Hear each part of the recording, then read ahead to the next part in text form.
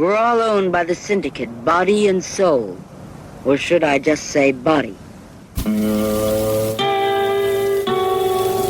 Hello, filthy movie lovers, something weirdos, and anti-criterion bros, to the 4th episode of the Sin Syndicate, the only podcast that knows all the words to Night on Bald Mountain and worships the ground that Kathy Crowfoot stepped on. My name is Gentry Austin, amateur film critic, and I'm here with my co-host, adult film historian Casey Scott. And this week we have a super special guest, the self-proclaimed Andy Milligan obsessive, Alex DiSanto. He will be walking us through the director's lost 60s sexploitation films before we dive deep into Andy's vitriolic, mother-hating magnum opus, Seeds. The good book says, ye shall reap as ye shall sow. Well, look at the lot of you. You're a bunch of bad seeds. Alex's particular relevance to today's discussion will become clear in just a moment, but first we've got some quick housekeeping. Casey, take it away. What have you got for us on the correction or discovery front? So Girl from SIN, let's step back into Chuck Smith territory just briefly. Sure. So the big discovery was that I started speaking with Sam Stewart's son, who I'm not sure if I want to name him just because I don't know if he needs a ton of messages. I reached out to him on social media, but he actually confirmed that he was born in 1966. So where I think the theory that we both had last week was that Sheba Britt retired to take care of their son is not true, because she had the kid, she had their son in 1966 and continued acting in Joe Sarno films. And actually in the inserts for Seeds of Sin, 2 years later, she was in Marcy in 1969. So she kept working after she had her son. So I found that really interesting that he was able to confirm that in our brief conversation so far. Joyanna front, Michael Bowen mentioned that he thought Sam, and when he interviewed Sam, and he also has interviewed Sheba, which I've learned as well. I really need to grab those Doris Wishman Blu-rays to listen to his commentaries. But he mentioned that Sam believed that Joyanna had been married to the musician Chuck McCann. And I think actually he was a comedian. I'm confusing him with Les McCann. So I'm researching that and trying to find a little more information and see if she's still around, just based on that little bit of info. She is not listed among his wives anywhere on the internet that I can find. So if this is true, it might have been a brief, some brief nuptials before they separated. But I'm still on the case for Girl from SIN, and the cases keep growing as we keep doing this podcast, which I think is great because I like keeping the research going. And if I have any more updates for any movies that we've talked about as we keep going, I'll just ping you and let you know. Great. Yeah, thanks for that. Yeah, not a correction, but also an update from our last episode. We talked a bit about Bob Oran, who we believe, and speaking of Michael Bowen had mentioned that he had heard that Bob worked as a professional wrestler as a kind of a cowboy gimmick. And Alex actually spotted a photograph in My Brother's Wife, the Doris Wishman film. It's at about the 50-minute mark if you want to look at it for yourself.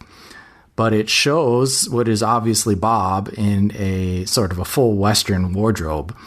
So we don't exactly know where the photo came from, if it is actually a photo from Bob's wrestling days or if it's some sort of glamour photo that he made for, acting or stunt work. But it's a cool little find, and we definitely thank Alex for spotting that and bringing it to our attention.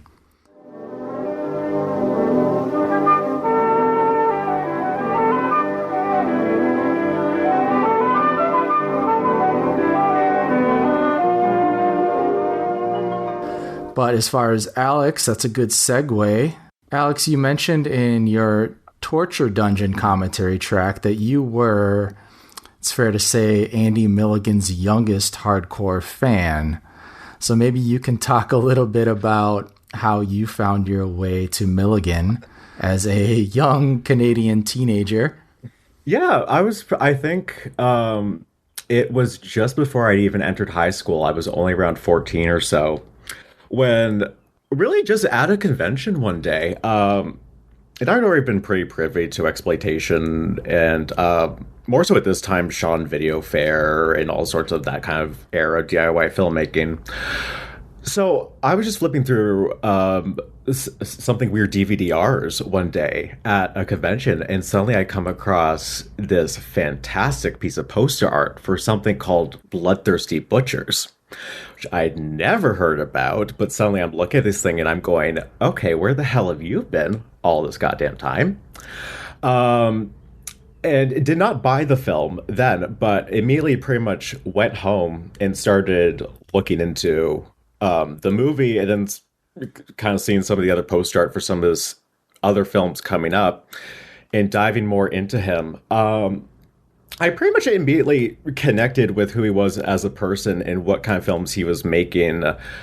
Also, partially because, like I said, I'd already been really integrated in the even cheaper SOV stuff, making my own kind of films as well. So I really had already had a really great appreciation for his innate DIY nature and doing something for absolutely nothing against all odds, even if it's just in your own house with your own friends, just because you love the craft and storytelling. And so I pretty much instantly clicked. Like, I already had a fantastic idea of what I was in for before I even watched any of his movies. So I understood everything I was up for, all of his idiosyncrasies. And yeah, I just resonated a lot with him with what I was doing at the time, too. But it was more like... And of course, he also thankfully led to me even getting to sexploitation. He was a bit of a segue for that, too, as well, with the book and everything. But it was more his horror stuff that got you in. That was sort of the entry point.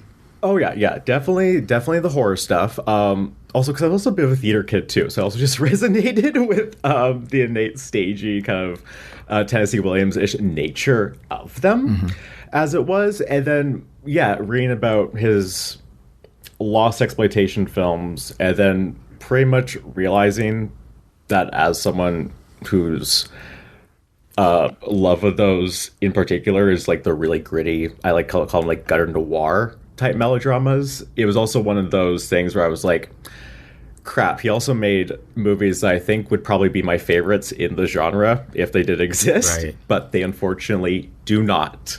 And that's what we're going to talk about here. Yeah. So there is a handful of Andy's 60s films that are still lost, unfortunately, but we do know quite a bit about them. So let's jump right into the first one, which is Liz, which is also known as the Promiscuous Sex. What can you tell us a little bit about this one, Alex? This came out what year? Promiscuous Sex. So Promiscuous Sex came out around late 1960, early 1967. It was shot in 1965. It took about 2 years for it to start hitting screens and hitting theaters. And it was Milligan's after, Vapors had happened. It had already been screened a couple times in some places. It was doing pretty successfully. This film venture just seemed like a positive thing for him at this time. And so next step was to actually create a feature film. So, and this is also, again, why it kind of sucks that these films are lost, because this one was about a young woman who's modeling quite a bit for a dressmaker, which leads me to believe that there was some stuff shot in his dress shops, which would be fantastic to have. Who also unfortunately has to resort to hustling on the side, and she unfortunately gets targeted by a mobster or something like that.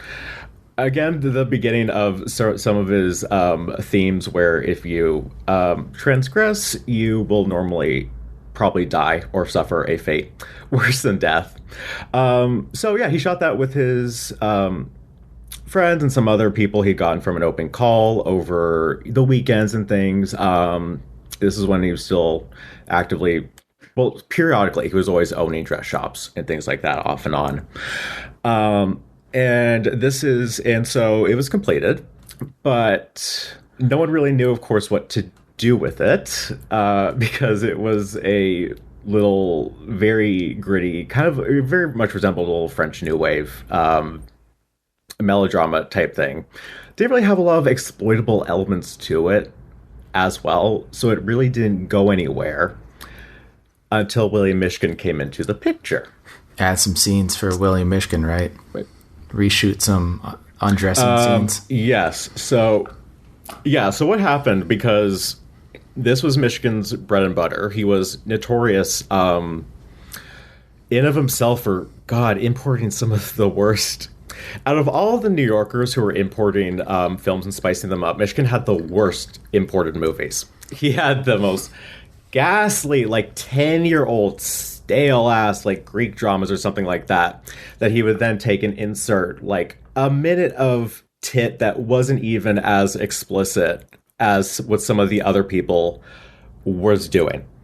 So, because he was just so fantastic with campaigns, and because he was so early on in this game, he already had great relationships with some of the bigger exhibitors in New York before quite a few of these other guys came in, like American Film Distributing and stuff. So Michigan just pretty much said, look, you just give me some of what I need, some tits. Not even a really sexual context. It's just mostly like backstage, undressing shots, models, and things like that. I can actually do something with this. So Milligan goes back, shoots some of his infamous inserts, because quite a few of his sexploitation films, he just would get some body doubles himself for things. And Mishkin promptly retitled it The Promiscuous Sex, and was off and running, making a lot of money with it. It did very well for him. I think Andy called it he thought it was it ended up a beautiful picture, but he said it was kind of artsy fartsy. Did you get that feeling from what you've seen of, or read about it from press materials or? Well, a lot of Andy's films are kind of artsy. I mean, he was always watching all sorts of different movies, like French New Wave films, all sorts of European stuff, classic Hollywood, in particular. It's kind of hard to tell based off of what we have, because also with the stills, Andy also would he wouldn't just take on-set photos. He'd pose his actors in these really elaborate positions for his stills and things like that, so they don't always accurately represent what goes on in any actual scene in the movie. It looks pretty much regular old noir style Milligan, but we don't really know what kind of interesting, ambitious camera work and things he was trying out through that. That's the actual problem, is some of the interesting stuff he was trying out on set. You don't really get that in the stills or any of the campaign material, really. It kind of sounds like Sarno's first picture, Nude and Charcoal, with there was modeling. There wasn't prostitution in Sarno's first. There, a little more definition the moving body needs. He's some doll. Uh-oh. Sounds like you've got a crush on the maestro. Now, my little model becomes my little artist. And a lot seedier. Milligan is kind of to me a seedier version of Sarno is instead the more roughy kind of Sarno. It's kind of like a mixture of the melodrama and angst of Sarno, but with some of the real insidious cruelty that you see in some of Lee Frost's stuff, like The Animal or Hotspur, where it really drives the gravity of how sordid and nasty the situation is home. You really do feel dirty. You truly feel dirty watching Milligan's film, and some of the ghastly stuff that he puts his poor characters through, especially in some of these sexploitation films, which is pretty much just people desperately trying to find an outlet or some sort of solace to cope with their various sordid situations and traumas, whether or not it's in a healthy outlet or anything like that. For the most part, Andy had more cool mobsters and goons and things in his movies. Yeah, so that was that was set in modern day, correct? This is contemporary New York, almost all of the Lost Ones are. The second one... Yeah, let's segue to the second The one, Naked which Witch. is like his first period piece, right? Yes, that's his first period piece, and that's sort of when he was in the kind of exploitation mindset. Liz wasn't really thought of like production-wise as an exploitation film. It had some sordid subject matter, but now he's in the fold with Michigan. Michigan financed this was the first Michigan financed film.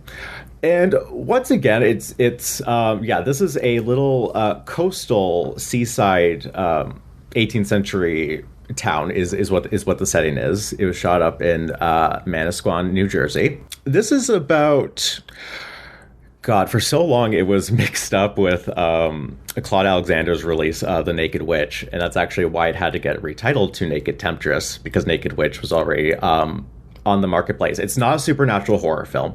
There is an idea. So there's these two sisters. The main one, whose mother was, I think, burned at the stake or something because she was believed to be a witch, and now the townspeople think that like this poor young thing has a curse upon her.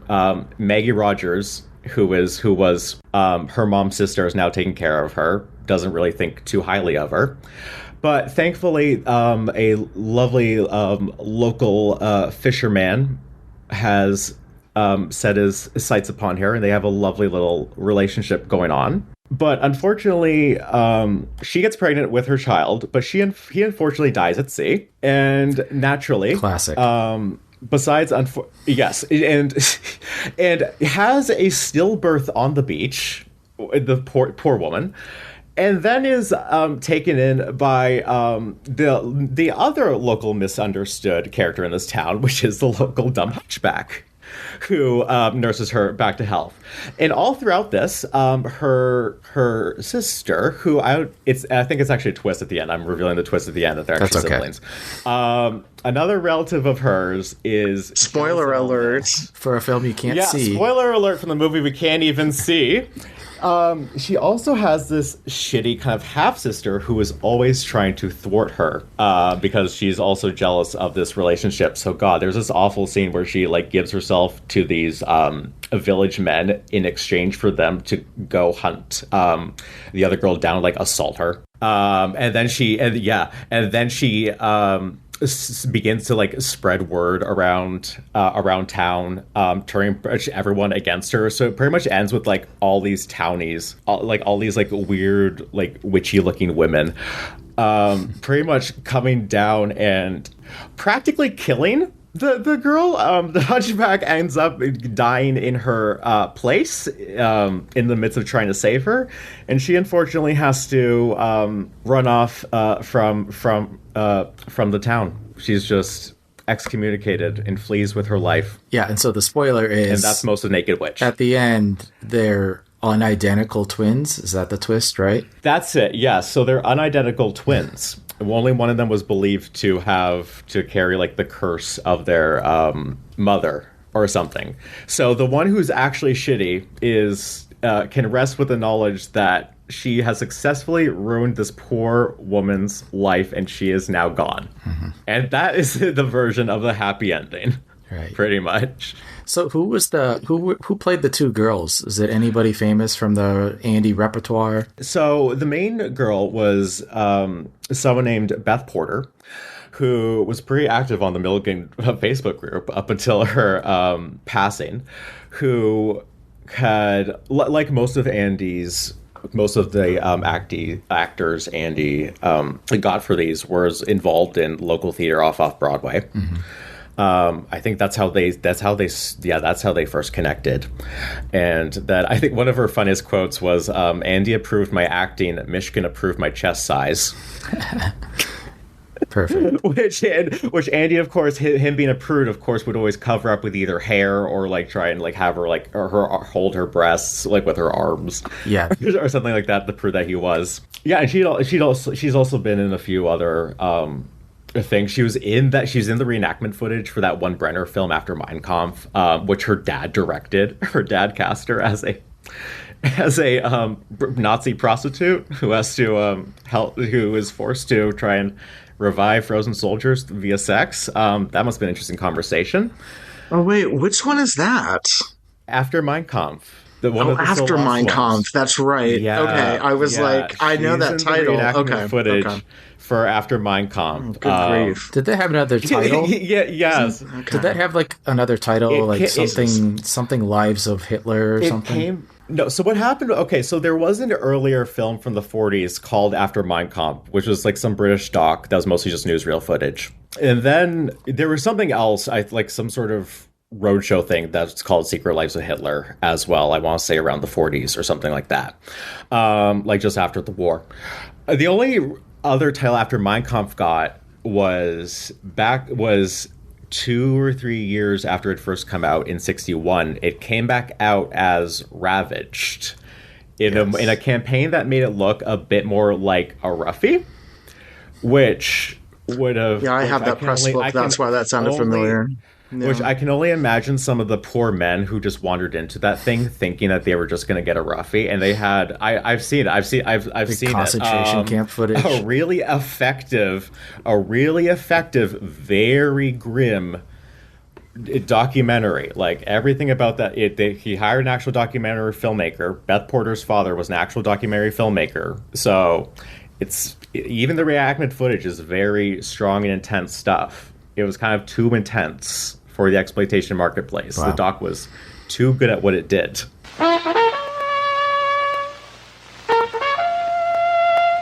The blooming war's over. It's over. A war to end war. The world celebrates peace. Peace for all time. But there is still a shadow. The unheeding world neglects the first signs. But little by little the shadow grows. One man alone, has dared to forge anew the dreadful forces of destruction. And unleash them.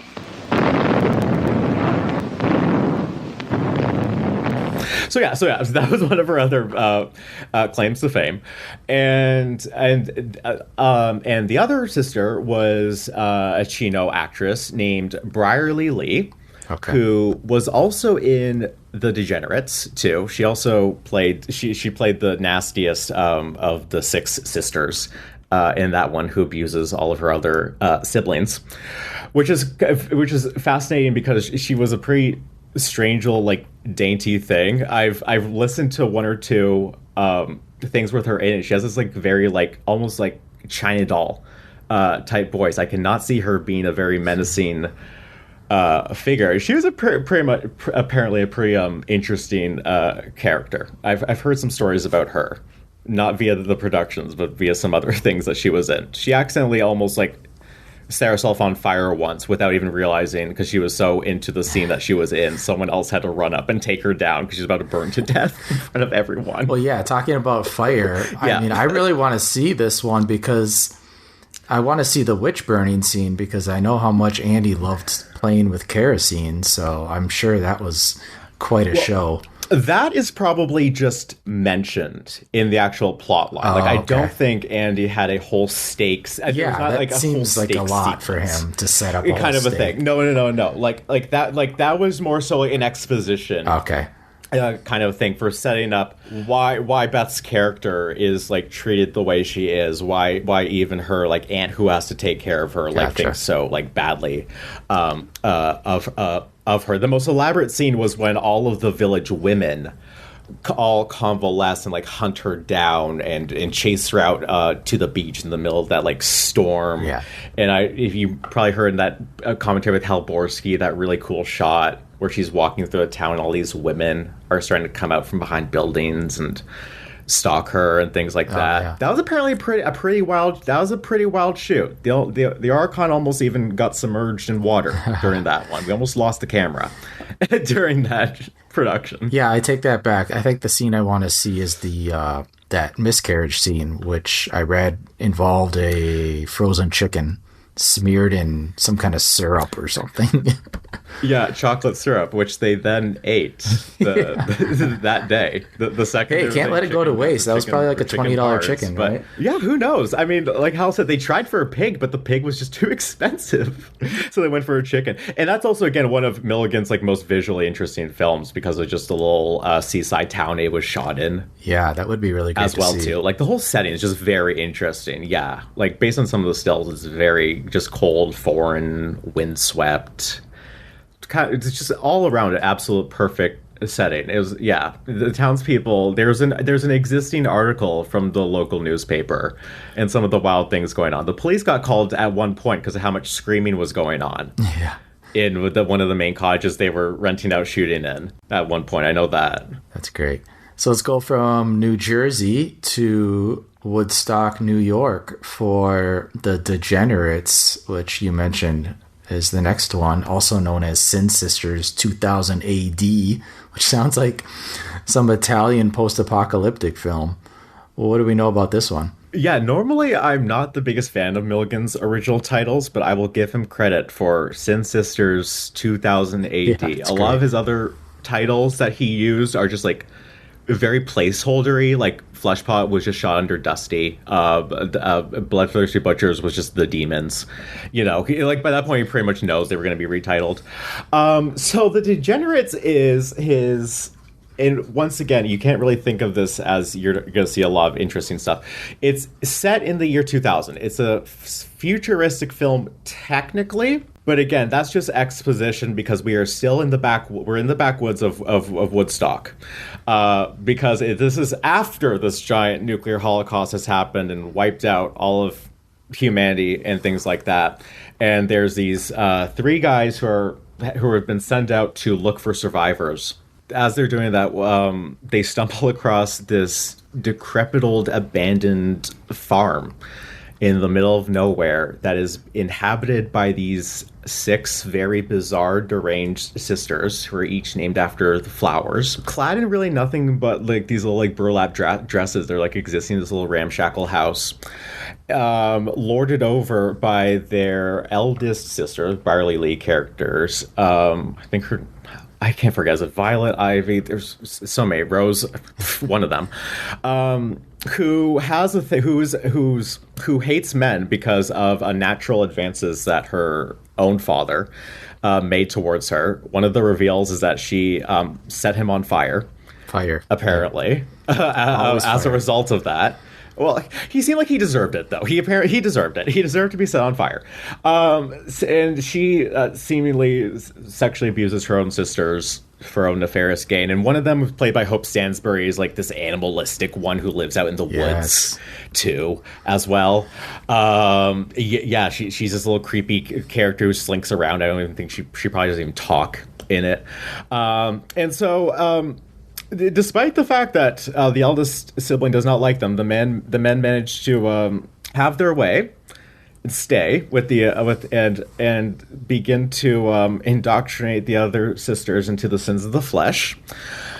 And as that goes on, eldest sister starts getting wind of it and freaks out and pretty much goes on a full-on killing spree. Like, it ends in a massacre of her going pretty much Milligan loved a good massacre.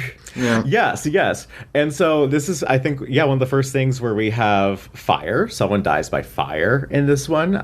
Someone gets pitchforked in this one. Is this the first pitchfork? It's the first that's that we know of. Yeah, because someone does get pinned against, one of the men gets pinned against the bar in the pitchfork, and then she stabs him or something wild like that.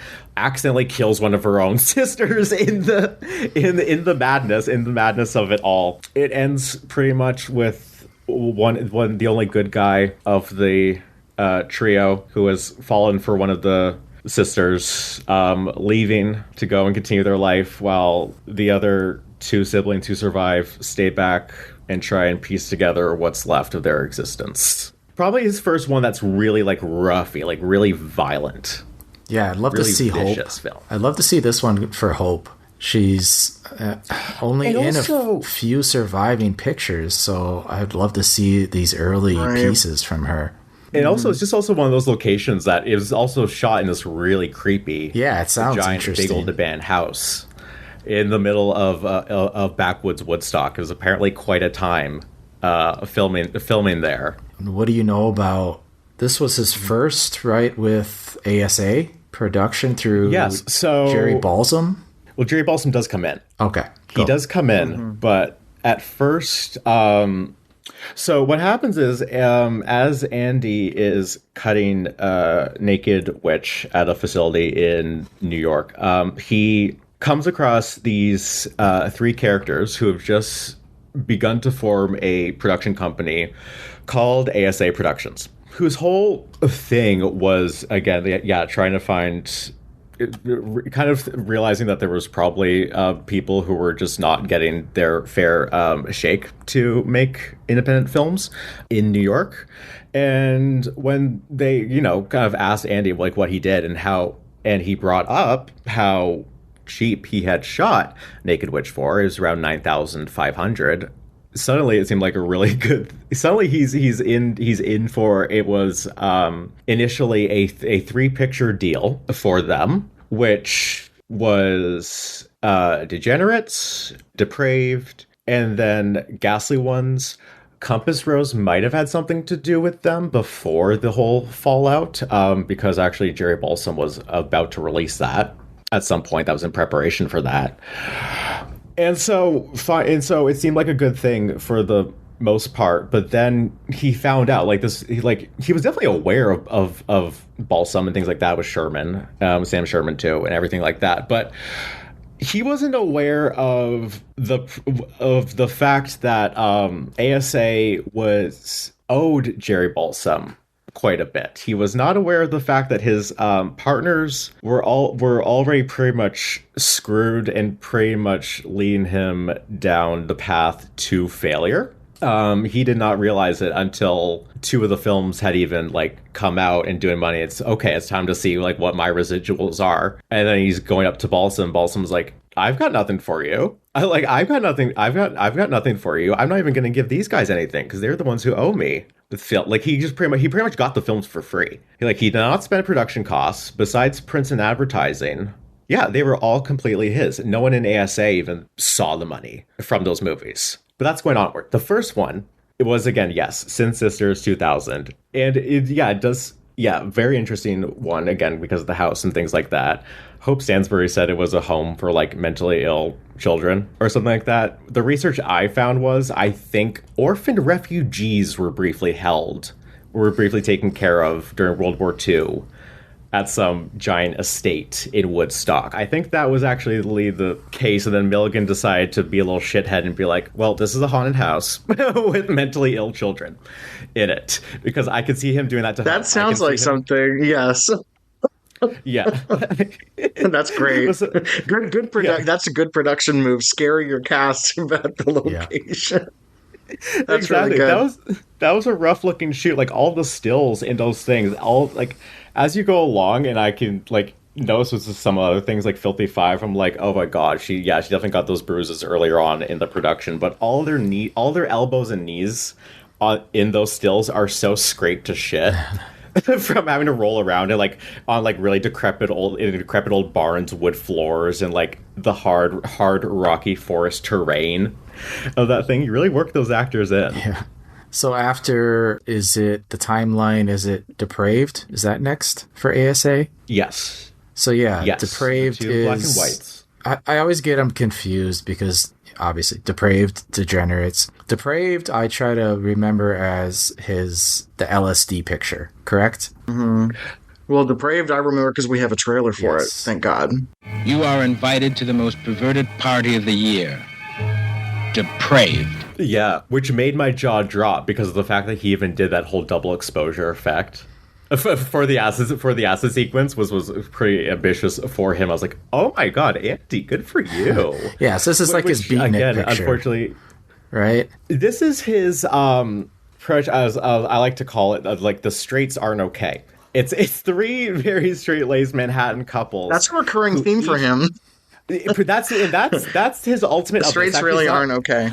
Yeah, it's not really beatniky. It's these 3 Manhattan couples who engage in partner swapping because they're each going through something in their relationship.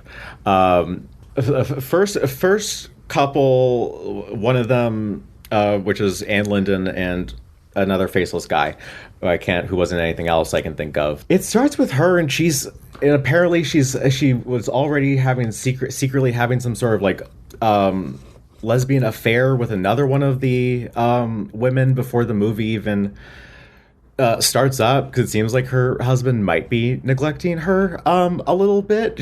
One of the first titular moments is that she gets sadistically burned on the breast with a cigarette. The husband of this wife has somehow caught on to the fact that she had that affair, so he forces her to let him burn her in lieu of revealing that. The second, and then her biggest trauma is that she also finds out she's pregnant and has zero idea, of course, who the father is. Her wealthy mother literally acts like it's not at all a big deal. She just treats it as a minor inconvenience. She's like, okay, well, why don't I just pay for an abortion? We can just get this over with. There's a really fantastic, like, convincing her daughter to get an abortion scene that I would, like, just absolutely love to see. Well, all they do is they lay you on this table.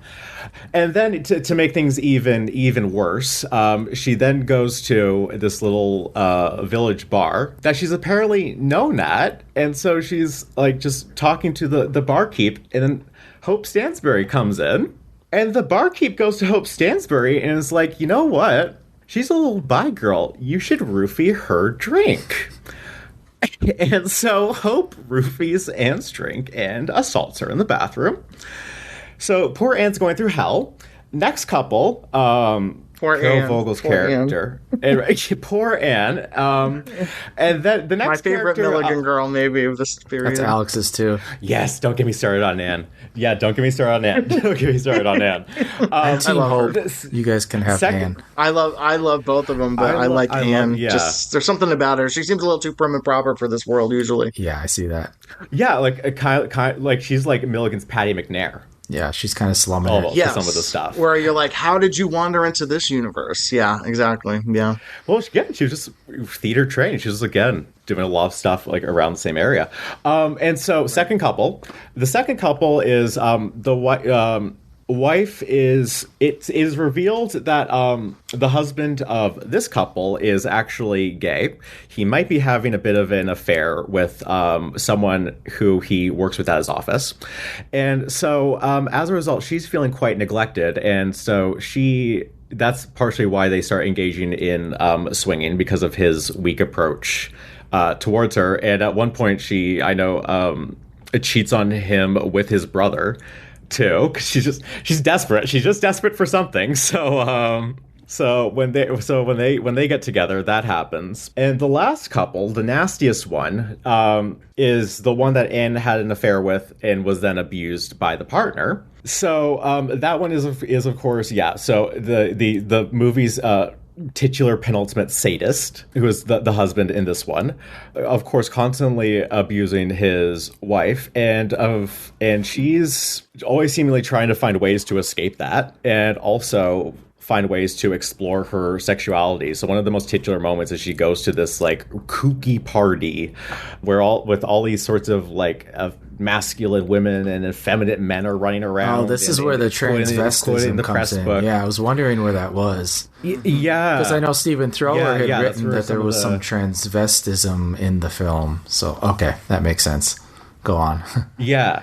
Like the press book has a little quote from her where she's having difficulty being able to tell the players without a scorecard, and even then the poor thing, she goes off with this other guy, and they start to open up about their sexualities and stuff, but he decides to try and assault her. So she runs home, and then also, and the second she comes back, she's in no mood for her husband's amorous advances, so he beats her and assaults her. The climax is all these couples finally join together, and they, in this time, drop acid for this particular orgy. And so things begin to become all warped and weird, and a whole nightmare of unreality and things like that. And so Anne's character starts getting into her own head, seemingly, with everything that's been going on with her and stuff. And so tormented by everything going on, she just throws herself out the window and falls to her death. And the movie ends with all the other couples now having to face the gravity of the situation before them. This sounds like his most straightforward sexploitation movie, because I'm just reminded of like One Naked Night ends with lead character jumping out of a window. This sounds like such a departure from his previous movies, because it really is like a grab bag of all this stuff that all these other filmmakers are doing in New York. That's so interesting. Yeah, with Depraved, they do kind of start to, with some of the other things like Filthy Five and Tricks of the Trade that we get to, they start to get into that New York seediness quite a bit, beginning with this one. Was Andy going to see, like, in terms of, I mean, obviously he was seeing other films and involved in theater and stuff. Was he going to see any other movies by his contemporaries that we know of? I mean, was he inspired by these other films, possibly? Any sort of film that he's mentioned being inspired by has never been a sexploitation film. He probably, of course, did, because he like, maybe inadvertently, because we do know he would go to those theaters for things other than watching the movies. Right. But again, he was still just like the black sheep of the industry. Like, he did not fraternize with many of these people.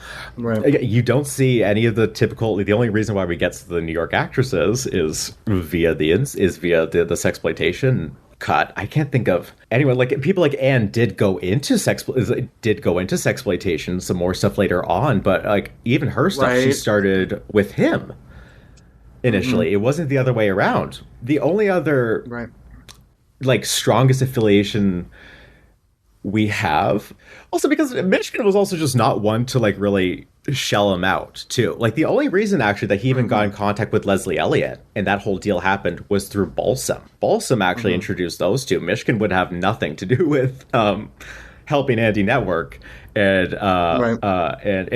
things like that. So the only real one that we can think of, because he shot Me on 69th Street at Andy's house, is Kemper Peacock somehow. Oh, yeah, I love Kemper. I haven't talked to him in a long time, but yeah. But yeah, because his Me at 69th Place is shot at Phelps Place. Right. Which is fascinating. But no, Milligan was just perfect, probably for roughies, of course, just because of his temperament. And things like that. Like, kind of like how Michael Finley was also like really good with also like delivering in some of the goods. Like, Andy's version of passion is physical and, both I like to say, verbal violence.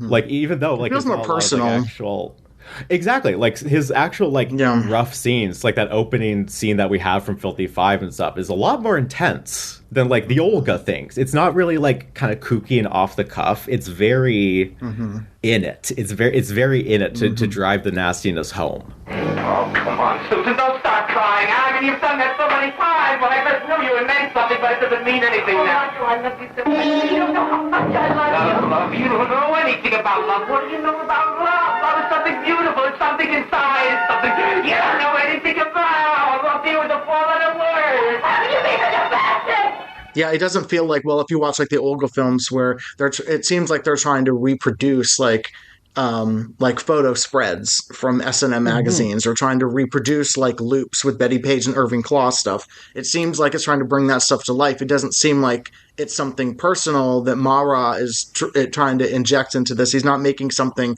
that he's that invested in. It's not like Andy or Mike Findley, where it's something like, okay, this cuts deeper than just trying to produce product for the market. Yeah, it's not like a reflection of real life.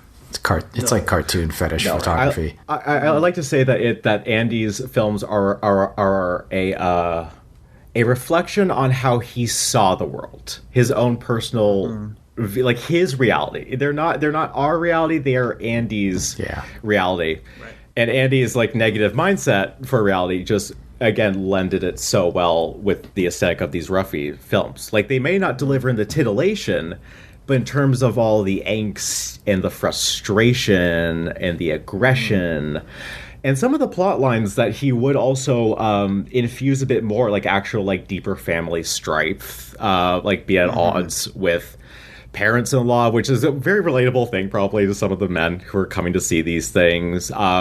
Your partner really wants to begin to having children, you don't. Like there's some of the themes that he was handling was could be a lot more relatable, even if they weren't fully selling the tit factor.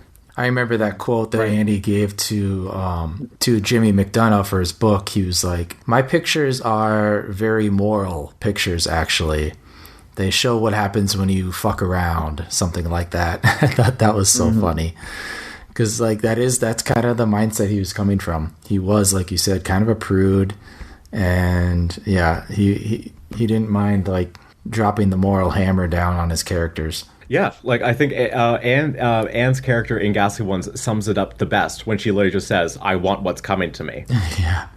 They get what's coming to them, pretty much. What ends up happening to them, they pretty much like sow the seeds for it actually like ending up. They'll only be here for a few days, and besides, you haven't seen them for a long time. Please, Mother. I don't want them in this house. I don't want them here. You had no right to invite them. You have to tell them not to come. Call them up. I don't want them here. You can't do that to them. Oh, God, Dad, good. The whole lot of them. They're selfish and conniving. They're only waiting for me to die. We've got another. Is it Kiss Me, Kiss Me, Kiss Me? Is that next, Alex? I don't. Well, we're gonna go with Kiss the Me, chronology Kiss Me, in Kiss those Me. has always been weird. Okay. Here's the thing. Yeah. Because 68 is a weird year. So the ASAs were around 66 into 67. And the thing is that, according to Hal in the bio, Filthy Five was shot like right after Joe Chino died, which was April of 67. So that's what kind of leads me to believe. And also, Anne had a bad experience on Filthy Five, and she suddenly is no longer in the movies after this. This is the return to Michigan. This is the return to Michigan's fold. So I don't know. I want to say that Filthy Five was shot next. And because again, Michigan has had other product going on, had other films and things like that. So some of this stuff just took a little bit for him to get to. Yeah. As well. So it's either Kiss Me or Filthy Five. I kind of want to say Filthy Five. All right. Because Kiss Me also ushers in quite a few new people, too. Let's talk about Filthy Five then. Right. Andy's boxer film, right? Which we're so blessed to have a reel of. I don't care if it's in German. That thing is 10 out of 10 for me. I can't explain how many times I've just seen those 20 minutes over and over and over again. I know. Also, because what's cool is that I believe that final scene, that office is Bill Mishkin's office as well. Yeah, so we also get even greater footage as well. We get to see Mishkin's place. Yeah. Well, you gotta love alliteration in sexploitation. Filthy Five. Well, what's so funny, I think I was telling you this like a while back. Even a word like filthy could be too strong of a word for certain ads. So this film was listed under so many other films, not the Filthy Five. There was, for part of its opening, it was the Dirty Five, the Grimy Five, there was the Vicious Five, there was the Raw Five. The Grimy Five, that's also a pretty good one. Wow. And then to kind of like make it seem like it might have been something more explicit, some of Mishkin's actual like mats that he actually designed is F dash dash dash dash, as if it might be something a bit more explicit that he's hiding, which is that's so crazy. Yeah, that's really Fill in wild. the blanks with your own dirty word. That's genius. Yeah, like is it the fucking five? Like Well, actually you know what? I didn't even think about that because I don't have the dirtiest mind that I should after watching all these movies. I didn't even think the fucking five. Didn't even cross my mind. Yeah, it has that fine connotation. And it was also one of Andy's, just more in terms of like scope, in terms of plotline, one of his most ambitious films, too, as well, because it is about the actor Johnny Longo is an up-and-coming boxer whose shitty, conniving girlfriend who is absolutely infatuated with him, and he only kind of likes to keep her around to abuse.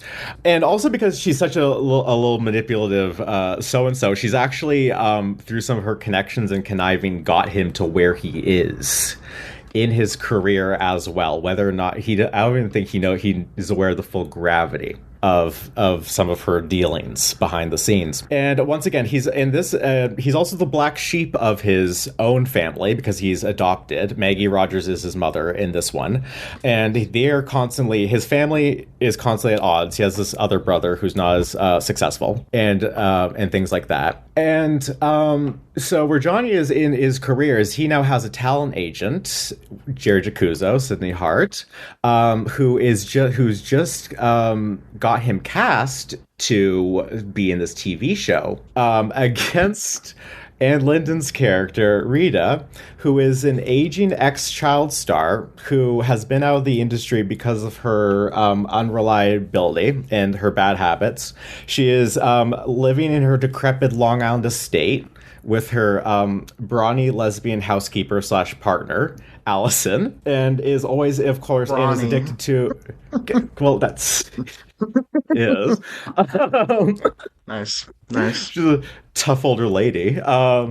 Right. She was some older lesbian friend of Andy's who just got cast, and who also, of course, has to rely, and also she's, of course, addicted to heroin.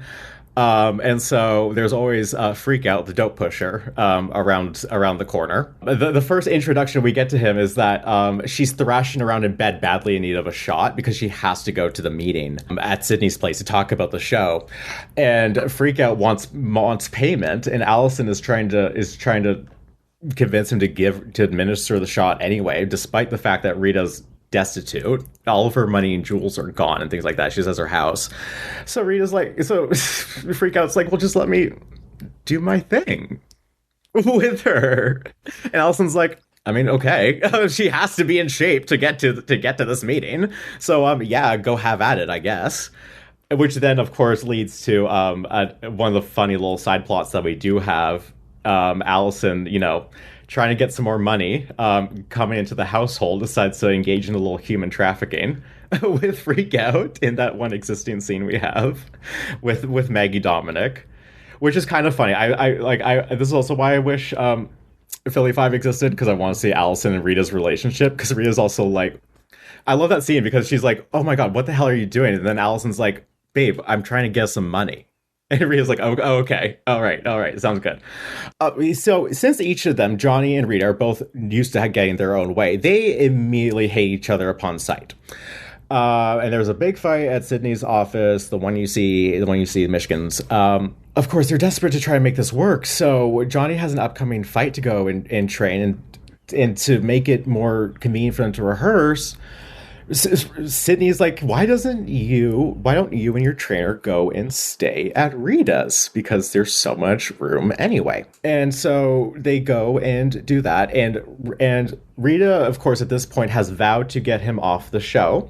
Rose then also starts to find out about what's going on and the fact that he is now becoming busy and neglecting her and is off doing other things. And now she's starting to freak out that she is losing him because of the show. So she decides to kind of connive with Rita to get him off the show. There's this great dialogue that was included in Roger Greenspun's initial review of it, where Anne asks, where Rita asks Rose if she minds if Johnny comes back with a few broken bones, and Rose goes, I don't give a damn so long as he can still get it up. I like the way you walk, like you were carrying a great weight.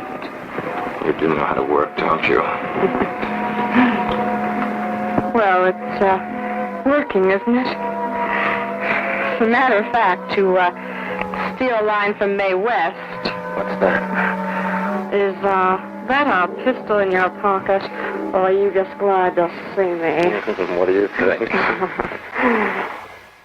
So she bullies. So what Rose does is Rose bullies Sidney Hart into recasting Johnny's part with his brother, while things are going on at the house, as we see in that reel between Rita and Johnny. And Rita's about to throw this wild orgiastic party everyone's gonna come to. So pretty much she's playing something going on at this damn party. So party happens and everything goes insane because Rose brings her brother in, and a giant fight happens on the staircase, which I would kill to see. It was apparently a really good scene.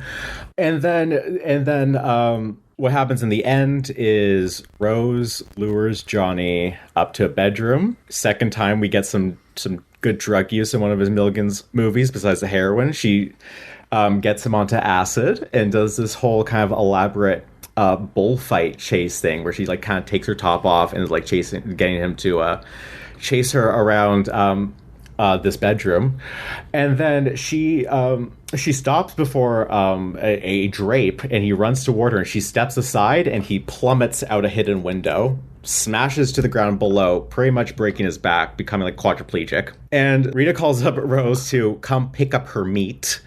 and now both women are happy because Johnny is now completely trapped and dependent on Rose in a fate worse than death scenario. Kind of like that scene in The Animal at the very end. Rita is now absolutely deliriously beside herself because Johnny is off the show. Yeah, when I first read about that ending, I was like, oh my God, I wish we could see this. And I think Andy even said at the last shot was like, he pointed the camera up at the chandelier fan, like spinning around slowly or something like that. Yeah, the final fade out shot when Rita is like backing away from the window. Yeah, the camera pans up and the chandelier is just spinning wildly throughout. It sounds so and amazing. then that's our final. And so many people who saw it. Again, that's one of those ones that everyone who has seen it has said something reviews. good about it as well. Oh yeah. So quite a few people saw it. Again, allegedly it was a favorite of Andy Warhol, but I don't know. Again, he was around seeing this stuff. Yeah. Right. And I would have loved if Andy loved it so much that he got a print and it's in the Warhol Museum and we just don't know it. That would be great. Oh, can you imagine? But yes, it also was one of his most commercially successful, not even like in terms of because Bill was so good with his relationships and his advertising and things like that some of these really large New York runs were kind of normal for him compared to some other folks. He's really good at making, not only getting back prints advertising, but already turning a profit in New York alone. This is also one of the films that also had one or two like good long runs elsewhere. Like it stayed for a month in Chicago as well. I think it played one or times where normally someone else played a week. This happened to play 2 or something like that. For some reason, it was outright banned in Milwaukee. It would not be shown in Milwaukee. The title probably. Though they were apparently pretty picky, or maybe the only other film that I saw listed, this was in box office of just like what's been passed, what has been it said that Naked Witch got passed, but had to have some cuts to it. So apparently Milwaukee was very picky. Because what would you have to cut out of Naked Witch? But the only other film that I noticed that they would not outwardly show was Sappho 68, another very heavily gay film. Oh, the Nick Millard movie? Yeah. Oh, yeah. I mean, that's just nonstop lesbians in leather boots. I guess so, yeah. So he was either, yeah. Speaking of fetishes, yeah, Nick Millard and his lesbians in leather in every movie. Yeah. The leather boots and the hat, and the wide-brimmed hat. Right. As well. And we cannot usually forget big about glasses, that. Right? Right. So I guess that makes sense, but that's much more graphic than I imagine a Milligan movie would be, just based on the sexual content of his stuff that we have existing. Yeah. I don't know, maybe just to pay on some of the verbiage and some of the content. Like his films, the sexploitation films, what's also so interesting about them is they're sometimes a bit edgier in terms of content. Like not only just in being a bit more liberal in like the male nudity sense and things like that, but so, like the language-wise, they were a hell of a lot more vulgar than quite a few of the other films being put out. Like actually using lots of like 4-letter words and just like or just like jokes about like taking stuff up in the ass, or just like things that just like were not remotely normal until hardcore came about. Mm-hmm. So even if it wasn't the sexual content, the overall atmosphere of the movie was still pretty like nasty and seamy. Right. Well, they were adult in a very different way, not necessarily visually. Yeah, like thematically, they're much more adult. Yeah, because a lot of sexploitation kind of feels like it's geared towards the sort of a sophomoric viewership that doesn't like to think about films, or it's just about seeing the naked ladies. And yeah, just going on what we know of these Lost Milligan stuff, he was obviously aiming at a more sophisticated audience. But I ain't as dumb as I look. At least not when it comes to making love. We should also bring up that, yes, the German reel exists because it's one of the few films that we know, Filthy Five, that did get released outside of America, too. Right. Because Michigan was not someone... He did some foreign sales, but he wasn't as, like, big and active as, like, someone like Cressy or, like, Friedman. He wasn't, like, really always trying to represent his product overseas. So we're lucky when some things do end up elsewhere. Like, not even everything that he distributed. We got, like, half of his catalog up here in Canada. Like, the only lost film we got was Kiss Me. That's about it. And then some of the other things have not been able to find anything on it. Have not been able to find anything on it up here, which sucks because the same distributors that brought it up here also handled Body of a Female. So always fingers crossed for a double whammy on that one. Wow. Yeah. Damn. Yeah. Okay. Yeah, another big one we really want to see come up here, Body of a Female. And then again, besides the UK, which that was Leslie Elliott mostly coming over here because of how badly he needed product. Mission didn't really push a lot. Kiss Me was like the biggest one coming up that he like took to Cannes and things like that. And Filthy Five's German distributor was even a weird choice for them because they had been a much bigger production facility studio in Germany in the 50s and 60s. Like the fact that they released Filthy Five was like a really sad low point in their in their catalog. It was like it was actually pretty much a very low point in the company's history. It was their final release when they were just kind of surviving off of some imports and things like that. So it is kind of staggering that they even handled it at all. But yeah, Germany's always been a pretty good market sometimes for some of these films popping up. Like that's where Deep Inside showed up, and like the other Doris Wishman film, like one or two Sarno's. Yeah, Germany was pretty okay in terms of other countries possibly having lost American films. Because the UK, the Manson Massacre is only available in German. Yeah, that's another one that just off the top of my head, another one we only have in German. A print collector is saying on a print. It's one of those things. No, there's a print. It's a situation. It's one of the situations. To be continued. Interesting. To be continued. To be continued. One of those things.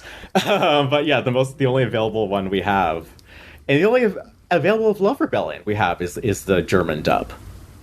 Right. Yeah. It's very interesting. As well, Germany was pretty okay market according to like Friedman and stuff for this. So you always hope they got played in Germany because they would seemingly show up. Like in the UK for the cinema clubs and even up here in Canada and things like that, you didn't really need more than one or two prints. Like to actually like you wouldn't really need to get a whole like cry or negative sent over because there's not a lot of most of Canada's uninhabited up here, so there's not actually a lot of places for it to go. And for the cinema clubs, they would have just needed to have like a print sent over probably for their uses. So those two markets are also not the best in terms of reliability. It's places like Germany that they actually seem to like. Filthy Five was fully like recut down there. It's missing I think 14 minutes. Their version was cut out and like redubbed and things like that. Not even just like subtitles burned in. It was fully like remixed and things it's fascinating how well mixed too. Like all the different sound effects are like in that dub. Are in that existing version. It's very strange to witness Milligan in German like that. Yeah, so as we mentioned, you can watch this German reel. It's on the Dungeon of Andy Milligan set that Severin put out. It's in the bonus features. So if you want to take a look, you can definitely watch that. The only thing that annoys me is that initially it was thought that 2 reels had been found. Only one actually turned out. I remember almost like fainting and hitting my head on something because I just heard half of Filthy Five has pretty much been around, but it was actually they actually went and like checked and actually looked and it was like, oh wait, no, there's actually only one There's only one damn. So then you only half fainted. Because that was one of the things that I got up a little bit. Yeah, the smelling salts. Yeah, but what a blessing, though. I mean, that was the major find of that year when that came out for me, and I was like almost crying watching it. I was just like, "Oh my god, I am alive and able to watch this." I'm like, because I know so many of the people who have passed since the whole Milligan thing started, and it's just like I'm so lucky to be able to see this fragment of this film. Yeah, for sure. And just further proof how good they were. Yeah, as well. Yeah, exactly. Seeds was not a fluke, right? It was, No, it wasn't. Seeds, and even what you can see in Depraved. Like, the Depraved trailer pretty much shows, like, the sex scenes are, of course, going to be topsy-turvy and bizarre.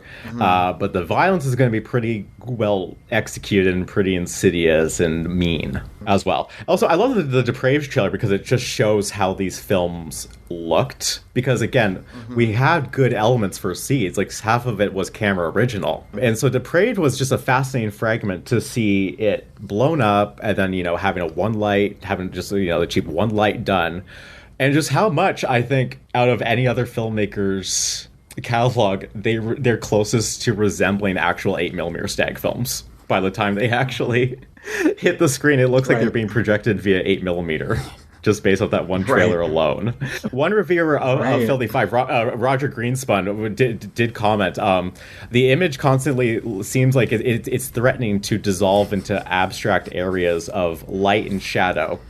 And the film not so resembles the texture of Visconti's movies as of the aging family portraits you often see in the backgrounds of his sets. Yeah, look at that, Andy getting compared to Visconti. That's a really good quote.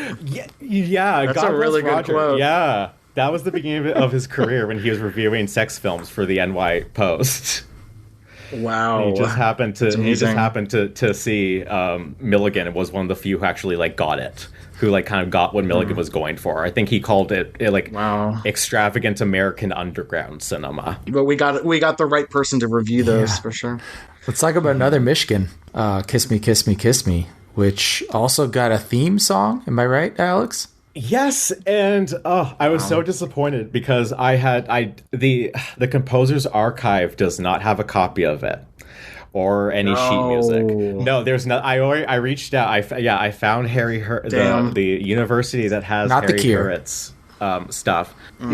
No, and this one seems like it might have been a bit more so Michigan's baby, a little bit. This was "Kiss Me, Kiss Me, Kiss Me" was William Michigan's idea. He wrote some of it.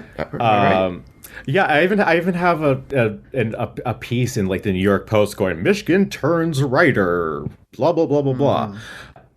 It was more so handled by Joe Bush. Michigan, it was the initial idea. Michigan had the idea of, he kind of examined it as a Marilyn and a Marlon Brando type of character who live in this seedy little tenement, which is kind of Michigan's basic idea. Because what ended up happening with this one is Michigan really pushed this film. He actually had pre-release review screenings. He actually ended up bringing this to the Cannes film market and representing it over there and things like that. This was kind of, for whatever reason, this was the Michigan, I call it Michigan's baby, this one. And he definitely had a hand in conceiving it. Probably every Milligan film, even the ones that say they're written by other people, is still mostly Andy. Pretty much someone else just had to commit to putting all the ideas to paper. Is kind of how it worked. He would just hire someone else who kind of knew him well enough, like Jerry Jacuzzo or Hal Borsky. John Borsky. Mm-hmm. Yeah, John and Hal. Because John did some and Hal did some. This one concerns a little bottle blonde named Jean who's living in this rundown little tenement apartment with her kind of brawny truck driving hard husband. This is so shocking. I can't think of another, unless you can, Casey. Is there another sexploitation film that actually has a child in it? Yes, but later. Okay, later. One of the fascinating things about this movie is that, they have a son. This is one of the few sexploitation films I could think about that has a kid actor in this. And so Jean is pretty much miserable. with her life and things like that. So she has a bit of habit of hitting the bottle and having a roving eye, and and though her husband is pretty much masochistically devoted to her, he is not afraid to deliver some slaps, of course, in proper Milligan fashion, when she neglects the kid or so on and so forth. Always real slaps too. And so, we'll see. Yes, some people say yes, some people say no. There was an incident with a broken bottle accidentally on this shoot, though. That did happen. Oh, wow. Yeah. Natalie did actually accidentally get belted in this one. Natalie Rogers, who plays Jean, the penultimate character, yeah, she did accidentally get hit in this one because there's stills of her fat lip. Mm-hmm. Wow. And there was a broken bottle scene where some glass accidentally, like she got cut on some glass or something like that. Right. So anyway, so trying to, like, I don't know, find some sort of an outlet, she sets her sights on her husband's brother. She starts to go after her husband's brother, and of course, that seems to be going on okay for a bit. But then her brother's feeling weird about it naturally, so he starts to try and thwart her. So then she tries to have again another reason. I don't know why she's not thinking about anyone else. She really wants to get with this damn brother. So she then convinces. Oh wait, no, sorry, they're friends. Sorry, I'm so sorry. Husband and the man are friends because he has a sister who she's like, hey, you should introduce your sister and your friend together, because now she thinks that if they match up a little bit, she has an excuse to be around him a bit more and maybe, I don't know, tease him with her womanly charms or something. But that backfires because they fall head over heels in love and eventually are either get married or announce that they're getting engaged. So now Jean is losing her mind because her silly little plan has now backfired, and things are now even worse. So then she tries to sets it up where the sister will be found in a compromising situation. Well, she will find them in a compromising situation. So that does happen, but the friend immediately is like, okay, you obviously just set that up. So he beats her up, realizing that she was just trying to destroy her relationship. Jesus. And despite the fact that he runs off, she then chases after him to a bar, which is the Cafe Chino that they used for this one. And she's also a bit of an nymphomaniac, so despite the fact that he also leaves, she has to stop a little bit to engage in a little threesome in the back room with Matt Baylor and Fernando before she resumes her course. And meanwhile, as she's hell-bent on doing all this, her husband comes home because in the midst of all this, she left the son at home. She abandoned little Jimmy boy. And so while she was gone, Jimmy fell out the window and died. Yeah. And so now her husband is absolutely beside himself and begins to piece things together. So he goes and hunts her down. Meanwhile, Jean has once again tracked down the friend, and that's how the husband finds her. So the husband beats up his friend and then goes after Jean, and then there's a confrontation between the friend and the girl that he loves, that this has all been happening, things like that. And then they're like, oh my god, we have to go and stop Jean's husband because they just ran up the stairs towards the roof. And they go up there, and it's too late. Jean and her husband are fighting a little too close to the edge, and they go over and fall to their deaths.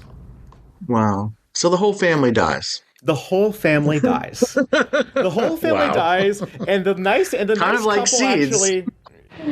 Operator, could you please connect me with the police? Yeah, the whole family dies, and the okay straight-laced couple actually manages to get out somewhat okay, despite all the manipulations and things that they've gone through.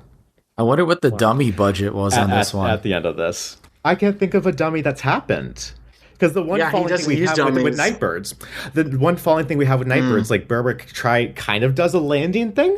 Right. Yes. Actually, the number one story with this shoot is that in order to achieve a falling kind of a POV kind of shot of like falling through the air, Andy had two crew members each take a leg and physically dangle him upside down over the balcony. of the building they were shooting at with the camera and everything. Another time when the Archon could have had its day with that upside down. With that, also Andy too. Scenario. He had to really trust that those crew members didn't hate him. Yeah. I mean, Jesus. Yep. So definitely another great film that would kill a scene, not just for the Chino, but also for some of those death-defying stunts. As well. And yes, it's another one that did do very well. And like I said, Mission did it's one of the few that Variety fully reviewed. The only other one I could think of that they covered was Fleshpot later on. That got some pretty good reviews. And yeah, again, I don't know where it went internationally besides Canada and the UK, but no, it had a really good playoff, not just at the Rialto. I don't even think it fully opened at the Rialto. It might have opened somewhere else and then ended up at the Rialto. That happened a little bit. Like Orgy at Lil's was, I think, in Boston first before its world engagement. Right. And yes, it's one of Filthy Five was a bit bigger, but this is again one of his other big sexploitation releases. The only ones I'll say that didn't really do well for the Michigans was Tricks of the Trade and Naked Witch. All the other sexploitation films made good money. They may not have made as much as Bill initially expected when he put them out, but they all did very, very well.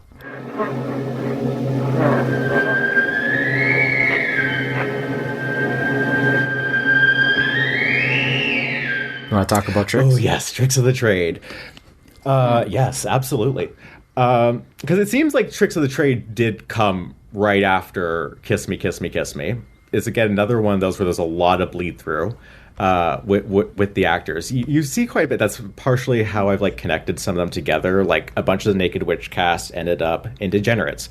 Then some of them go missing, then some of them continue on for Depraved, and some of them end off, blah, blah, blah, so on and so forth. So, yes, Tricks of the Trade, which was, again, shot under the more boring title of The Sex Setup. And it's a mouthful. Which we're also lucky... Yeah, The Sex Setup. I don't like that. No, yeah, absolutely not. That's the title on the script, on the copy of the script that exists, is Sex Setup. It actually sounds like a Sarno title, doesn't it? It does. When his titles could suck a lot. Like The Layout. Nobody wants to say a movie called The Layout. Right. Yes. Some were genius. Like Comrade the Wild Pink Horse I'll Die On is the best movie title that's ever existed. Oh, great title. But yeah, oh my God, you can't go wrong with that. But I mean, how many inventive titles can you come up with when you're continuously grinding those out too? True. Yeah. At the same time. Yeah. So Tricks of the Trade is another deep marital couple at odds with each other. The lead protagonist is a man named Fred who has kind of a stale marriage, especially after the whole honeymoon phase has been going on. His partner is his wife, Selena. The big problem with her is that she has her mother is constantly trying to pry and invade into their life and have her say and things like that. And the mother didn't even approve of marrying Fred, it is revealed as well. She had her sights on someone wealthier and things like that. She kind of thinks Fred is a loser. Once again, played by Maggie Rogers. And probably one of her innately nicest roles as the dotting mom, but still being very overbearing. There's at least one or two great scenes where she's screamed at or forcibly shoved out of the apartment against her will. And so they're having sexual problems because Fred A does not want to have kids, and his wife does. She literally works at a children's center, so this is another one that has a kid in it. Very briefly, the same one that was in Kiss Me. And so they're very at odds with that, and of course because he's very annoyed by the fact that his stepmother is always interfering. So things come to a head one night when mom comes over and there's a big blow up, and so he decides to run off and just blow off some steam wandering around the city. He walks into this little offbeat bar, Cafe Chino, where he meets this freewheeling little swinger couple who he starts to get a little bit of a rapport with, and they invite him back to their place. And once there, they begin to engage in a threesome. And the titular moment in that is husband starts kissing Fred, and Fred holds that for a bit. There's a titular shot. There's a titular kiss, male kiss shot. That's like, oh, Fred is startled about it. Here it is, actually. This is probably what curtailed it at the box office. That's on the one sheet, too, which is not the smartest. No, Michigan really screwed up doing that. I don't think he probably should have done that. And I've heard from people who have seen the trailer, it's also in the trailer too. The trailer is also leans heavy on the bisexual element as well. So what Bill was That's thinking, really early for that. Yeah, I was going to say the same thing. Yeah, actually, it's one of his frankest ones about bisexuality besides Depraved. And so anyway, so that shell shocks Fred pretty much. And so he decides, he's a little weirded out because it's revealed later that he kind of he would have wanted possibly more out of it now that he thinks about it in hindsight. And so he goes to see this psychiatrist who's such a little iconic lady named Pauline Flood, who has some very just unorthodox methods of doing things. And Hal Borsky is her very crass effeminate manservant who's also not a hunchback. They have some really great dialogue. Yes, exactly. Yes, he's a more sophisticated guy. And that was that was also in the trailer, which also probably didn't help them, was there's a line between them where she goes with another patient, hey, if you were in my shoes, what would you have recommended? And he goes, I wouldn't have said anything other than that he should go have some sex. And she goes, with a woman? And he goes, no, with a man. Which also probably really turned off That's great. the 42nd Street crowd.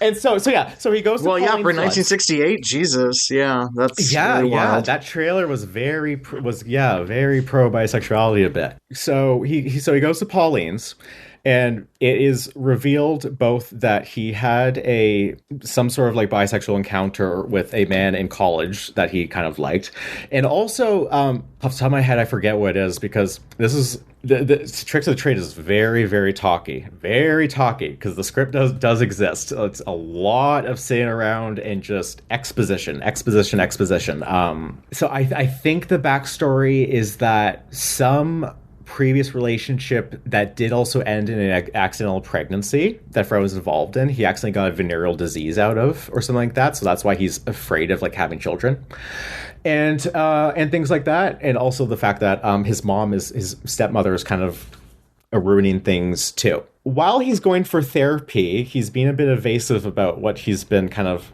up to with his wife, and he accidentally at one point drops that swinger couple's address. And so he because apparently he's going to go and see them again, because I haven't brought up the fact that the thing is that the swinger couple is secretly a part of this little like syndicate operation or something like that. They're really shitty folks, like actually, blackmailing, right? Because they shot. Yes.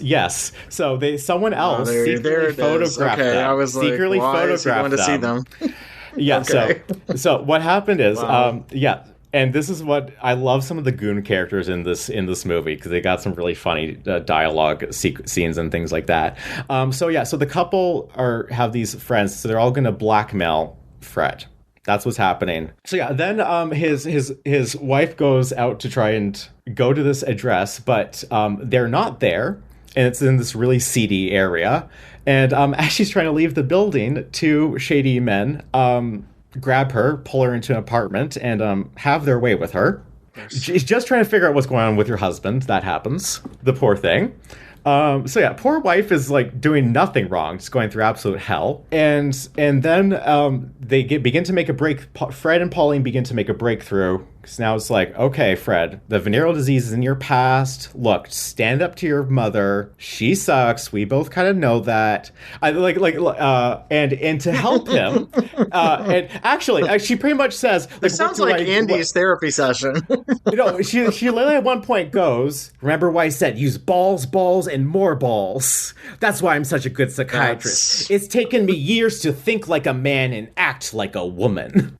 Is one of her best lines. This was Maggie, right? You said this was Maggie Rogers playing this role? No, Pauline Flood. Or is this Natalie Rogers? That's Natalie Rogers. Maggie Rogers is the mom. Right. Natalie Rogers, finally not in a blonde wig, in a cheap blonde wig, which she had to wear for Kiss Me. Yes, she's a sophisticated psychiatrist who's like, okay, first of all, I'm going to help restore your manhood. We're going to have an affair in my office, which will help cure you. It apparently does. And then she's like, yes. Go grow some balls, Fred. Stick up to your shitty stepmother, which is what he does. He goes over, throws her out, and he's like, pretty much, I'm now man of the house. But just as he's having that breakthrough, he's like, hey, our relationship seems like it's going to go somewhere. There is a knock on the door, and guess who it is? Swinger husband with blackmail photos. Uh-huh.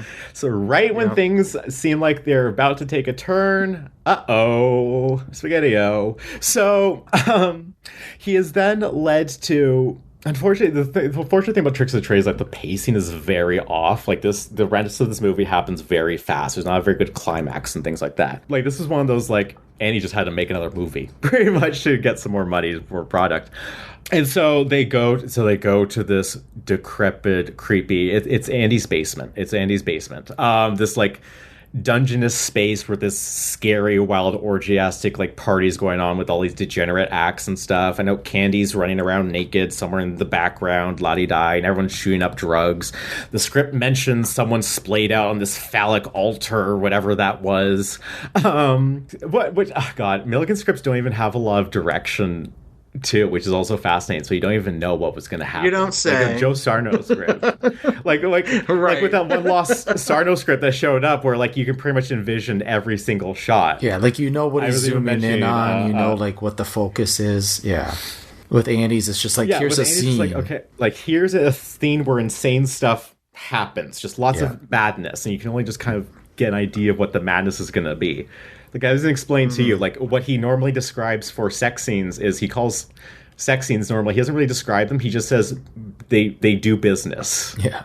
Like, much business happens. Like, they kiss, they hug, lots of business, etc. I want it now. Why does it always have to be your way? That was our deal, remember? When the sex scene gets heavier, it mostly says, okay, they start to get intense. Much business. And that's when his camera gets in real close, right? for the sex. Right, scenes. yes. Yeah. Or it's just a little thing of like, that's the business. That's the obligatory sexploitation stuff. Like that's the obligatory crap I have to put in there. Yeah. And so he's led to this degenerate hangout with all these goings-ons, and he's faced with the head goon, who I think might be Neil Flanagan. I'd have to real check, but I think Neil Flanagan might be the head bad guy in this. No, someone else, but Neil is in this movie. Sorry. And so they present him with the blackmail, and Fred tries to escape their clutches, but they pretty much immediately catch him, beat him up, shoot him up with drugs, all sorts of nasty stuff. Yeah, and pretty much leave him for dead. So the movie ends. It is 6 months later. Selena has no idea where Fred is. Fred has gone completely missing. Yeah, no idea where he's gone off to. And this is the second to last shot. It's Maggie Rogers consoling her, being like, you know what? I told you he was no good. He probably went off with some chick to Tijuana. You blah, blah, blah, blah, blah. He sucked anyway. You're kind of better off without him. And then we end and we find Fred, who is now, he has become an amnesiac as a result of the beating and whatever they did to him. Now wandering aimlessly along the Bowery as just yet another bum with no idea who he is at all. Once again, another classic fate worse than death. So it's Andy's cautionary tale, right? Another moralistic tale. Written by a moralistic tale written by two gay men. Jerry Jacuzzo and Andy Milligan. You can't do anything right. Like, Fred just slipped up once and had one affair, and then everything just went to absolute hell for the most part. Well, the affair was also with a man, so that's probably that's not great. That's probably why. That might be why. That's what it is, right? This is the one film I also really wish we could see, because it has. If you thought Pepsi got away with not having some nefarious product placement, a la, that Coke bottle scene in Smell of Honey. I'm sick of being lonely every single day and night, so I'm gonna tell the world and shout it out with all my might. I want a woman to hold in my arms. I want a woman loaded with charms. I wanna get a woman, and I'm gonna get a woman tonight.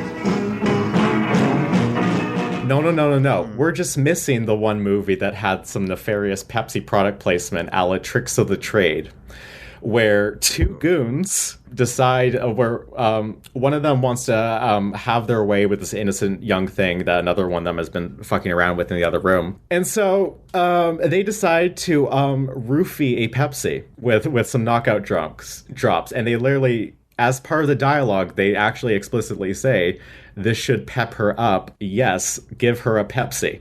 And then they go and give it to her, and then she's knocked out, and she is sadistically belted while unconscious. Yeah, sorry, Pepsi, you did not actually get off scot-free. I mean, at the time, Joan Crawford was the spokesperson for Pepsi. I don't think she would have approved of that. I don't think. That was the same time she was in Berserk over in the UK. Yeah, it would not have been good. Yeah, Straight Jacket, Berserk. Yeah, what did Andy think of people like Joan Crawford? I wonder who were some of his favorite classic actresses? I can't think of it. Yeah, probably. I think he probably liked Joan. Probably. I have a feeling he really liked Joan. Or at the very least, like, if he had seen Mommy Dearest, like, oh yes. Oh yeah. Well, that's true. I wonder. Yes. Well, yes, exactly. Yeah, well, that's why I'm surprised he actually directed a child in these movies. That's something I'm like, wait, Andy had to work with children? I can't picture that. I don't know how that shoot went for that child. I think the only thing that Natalie Rogers said is like the kid would cry on set. And that's about it. Yeah. Well, his mom played his mom in Kiss Me played the sister who gets involved. So like his mom was acting in the movie. Okay. So that's why. Yeah. So his mom was already on set. Was already around and things like that. And the same kid is credited in the Tricks press book too. There's also a very brief shot to show that Selena loves her job at the children's center. She's shown like talking to this little young boy at one part, which is also the same kid. And it's again another one where we unfortunately cannot see it, but a trailer does exist. It is around. Seen a couple frames, but that's about it. A trailer does exist in a private collection. Private collectors, I'm telling you, don't. You couldn't secure that. That's another diatribe for another day. The dungeon. I was about to say, please. Yeah. As someone who donates all his physical film to places like Vinegar Syndrome, I'm going to keep my mouth shut. Shut. I mean, places where the stuff can actually be preserved and taken care of and not places disintegrate. Where it should end up, like those negatives I had to end up with, I'm like, okay, these are destined for Vinegar Syndrome. I'm not going to keep these. I just Right. No, that's just crazy to me. Get so excited, you know it's not good for you. I want a drink. You've had enough already. You know what the doctor said. Don't give a good goddamn what the doctor says. Get me a drink. Gutter Trash. Yeah, I know the least amount about this one.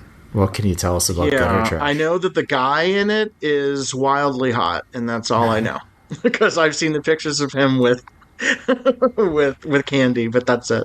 Oh, I know exactly who you're talking about. Yeah, I know exactly who you're talking about. Yeah. And for a second, I was like, no, Eddie is it the blonde one? Eddie Frackman. Mm-hmm. Eddie Frackman. Yep, I really love that particular still. He's like, is he the nice guy? Very good still. I know there's like the nice guy. Yes. Yeah. Eddie Frackman is the good, stable man who Candy's character. So how Gutter Trash? So the plot of Gutter Trash is I love it. It's told in flashback. Candy plays a character named Pussy Johnson, which of course was on the one sheet. Incredible name too. Just a fantastic tagline. See Candy in action. Fantastic stuff right there. That's really good. So Pussy is now behind bars. Actually, she's talking to a prison psychiatrist about her life and how she ended up behind bars. Wow, very so noir. We flash back, right? Yeah. Again, what's fascinating about Andy, like Michael, is that he, again, watched movies, had a great love. So, it's more worthy. You can take a lot more out of his stuff than, Mara, again. Yeah. So she's modeling in New York, doing nude modeling and things like that. And we start to kind of get a sense of, like, the world that she's in. She kind of has a little bit of a... She's a little loose gal, let's just say. She has a bit of a thing for the photographer. Patty Dillon in this one plays this, like, creepy, like, little lesbian lady who also has a thing for Candy, who's a friend of the photographers. The whole thing is that this is, again, like Filthy Five. It's building up to a climactic party that's going to happen. So right from the jump. Mm-hmm. Patty's character comes in because she needs to go and she's gonna go and buy drugs for this party too. All the crazy stuff, all the marijuana and the STPs, just everything you need for a good party.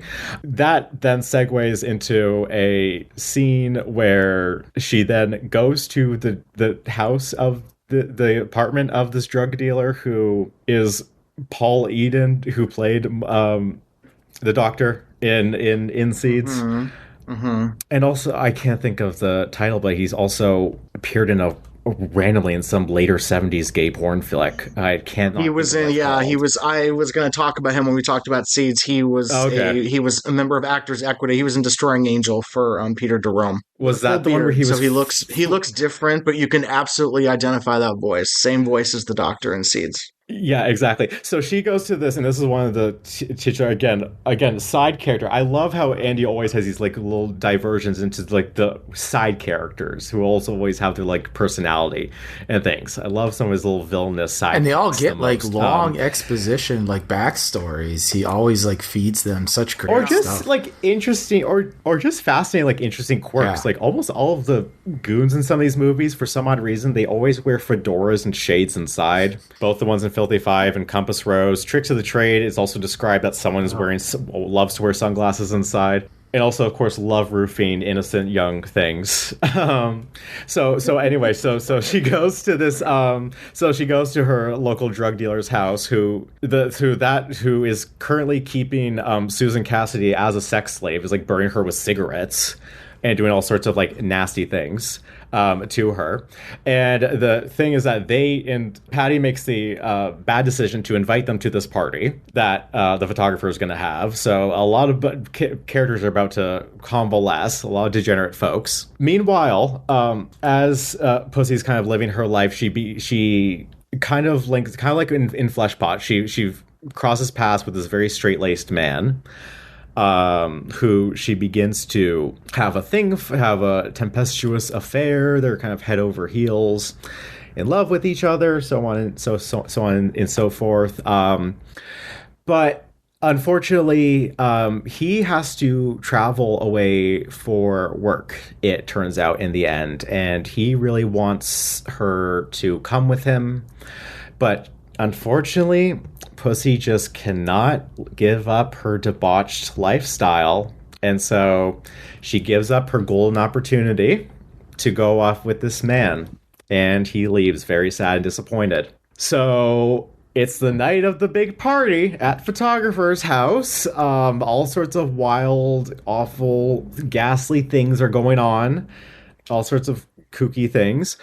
At one point, the photographer's wife, who is kind of like Anne's character in Depraved, is getting really depressed about her life, and it partially induced because of the drug she's on and things like that. She sets herself on fire in the house.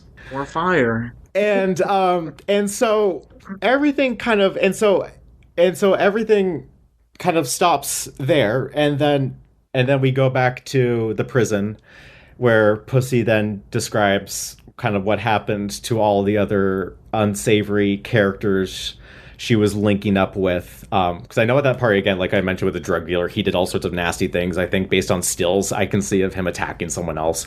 So she's, again, recounting what happened to everyone else and lamenting the fact that if she had moved away, she would be a, noble, honest woman and not behind bars. Wow. And that's the end. Yeah, I think that was another quickie. There's not a lot remembering about that one. So this was in terms of production. Candy Hammond was in that lead role, right? Yes, this was another Candy vehicle. Because of the overlap, too, kind of leads me to think it was what came right after Seeds. Gotcha. And then between Torture Dungeon. Because Candy's also missing in Torture Dungeon. She must have gone by then. I'm just trying to picture Candy as like this artist's model, because she has, she's like such a full-figured girl. It's a far cry from the ones you usually see in these sort of sexploitation movies. And unfortunately, he decked her out in a nasty black mop of a bob of a wig in it, too. Yeah, it's not flattering at all. Pretty unflattering wig. Yeah, she has an unflattering wig as well, the poor thing, in this one.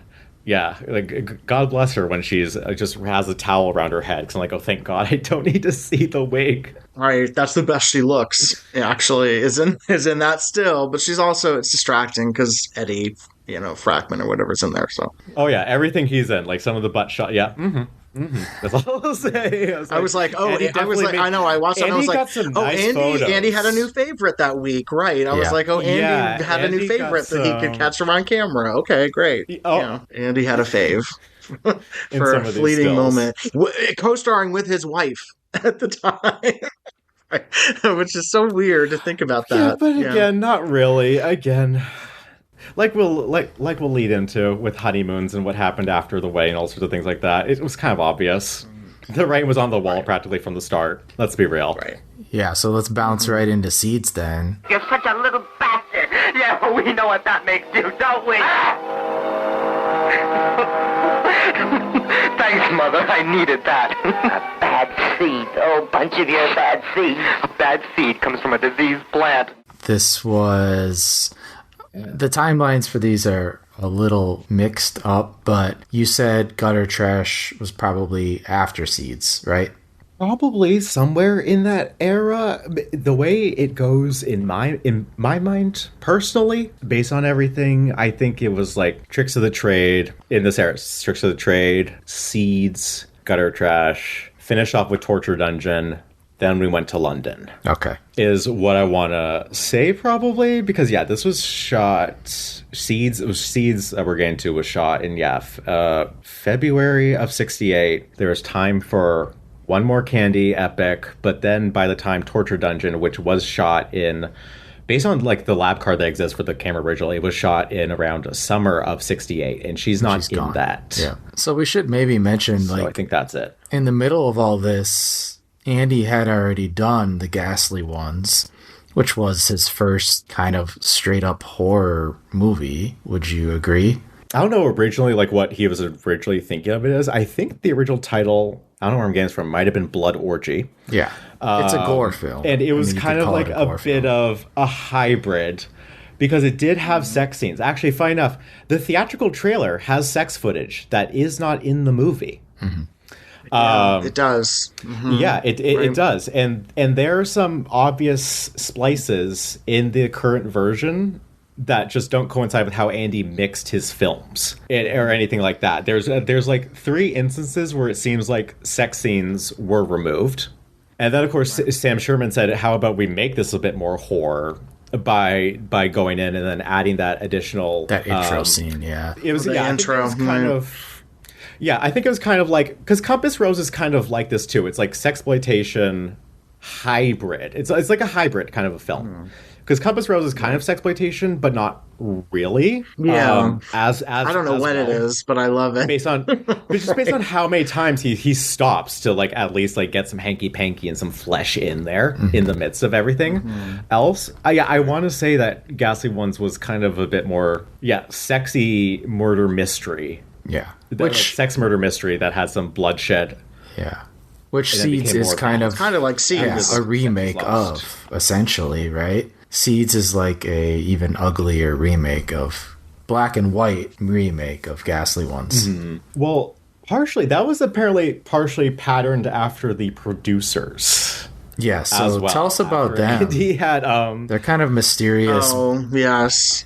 Well, Alan, I've talked to before in the past. I don't know if you have, but he's interesting guy. I'll put it that Alan way. Bazzini, and he tried right? Alan Bazzini, yes, Alan Bazzini, who he tried to enforce a copyright claim, which actually he probably could have, because the film has a copyright notice on it that would be enforceable by him. So I don't know what happened with that, but yeah, I think he was just ignored. He's like, no. Probably, this hasn't been your movie for a long time. Because like, I don't know, right. Or I don't know, just like he just said, some people just say that they still own things, even though they like might not. That happens sometimes. Like, oh, I have this movie. You only had it for theatrical for like 10 years. Those misconceptions do happen as well. Right. Right. So yeah, you actually did speak to him a bit. Interesting guy. I invited him to the screening that we did of it at the Quad, and he was kind of like, yeah, he didn't want to attend, but he's still around, and so is Rosalie as well. They're both still around. Which version did you screen, Casey? Really? So did you interview? I haven't interviewed either of them yet. We screened the restoration that Alex was responsible for putting together for Vinegar Syndrome, so it was kind of the first time it had ever been seen in a theatrical setting since 1968. So it was that with Vapors. And so John Borski was there, Patty Dillon was there, Gerald Giacuzzo was there. So it was kind of like a re-premiere and reintroducing a lot of people to this movie the right way, because for years I had to suffer through the Seeds of Sin version and with the fast forward button on and just hope and pray that something more would come from this movie, especially more in the O'Flanagan stuff, because he's obliterated in the Seeds of Sin version. Did you interview Alan at all about how he did come into contact with Andy and things like that? Because I don't know how they... I was most of my interest with him was trying to get a copy of Running with the Devil, which was the movie, because he and Rosalie later created Unisphere. And so that was their early 70s company, and they did Blue Sextet with David Durston, which is great, and that was missing forever until that surfaced. But Running with the Devil was my interest with them, because that was a Ron Sullivan movie that he made after leaving Distrapix. And they distributed that, and it's missing. And so most of my conversations with him were about where are the rest of the Bazzini titles, and unfortunately it didn't really go anywhere.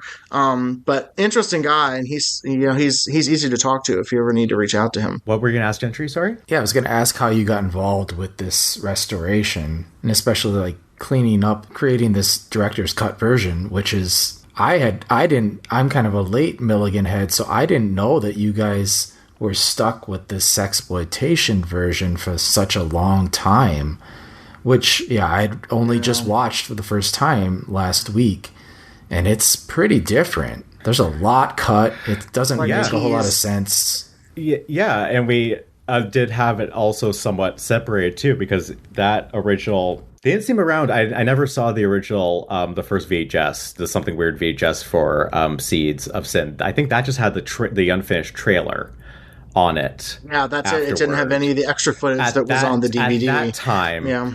And then the DVD, by the time the DVD came out, they had located half of his camera original, because it was mislabeled, which scares me to think that the only reason why maybe some of the camera original is still missing is because it was misconstrued as something else, too, because it's still only half of it exists. But on the original Something Weird disc, it was the Seeds of Sin cut, and then 2 reels of his camera original that had been located, the first reel and the last reel. And so even on the disc, you kind of just had to like make up in your head a bit, like the ultimate cut between both of them. And so how did I get involved? I think it was just one of those things where I was already, again, very obsessive about Seeds in particular, and just also being like, okay, at one point this is going to be fantastic if someone... I think I was also like at the time just thinking, okay, what if I like rip some of the files and do my own like cut just to have my own version to sit with, because I know someone else I think has done that. But at the time I had been talking to Joe Rubin over at Vinegar Syndrome quite a bit about some other things, and so I think I'd already pretty much brought up my obsession and how of any of the sexploitation films that would be great, like Seeds would be really great to finally deal with. Seeds would be great to deal with. Seeds would be great to deal with. It's one of those like hills I was dying on. Yeah. For the longest time. And so then the sexploitation signature line started up around the same time. And so he was just kind enough to reach out and go, well, we're doing this. And you're already pretty insane about it. So would you like the opportunity to try and take all the footage and piece it together? You probably have the best idea for where it should go. Yeah. If anything. And so yeah, I just got all the footage that they had. What's such a blessing with this one is that almost everything that had been removed from the negative to make the sexploitation cut was actually kept. Almost all of the original stuff was torn out of the negative, but stayed what was put aside, and thankfully survived.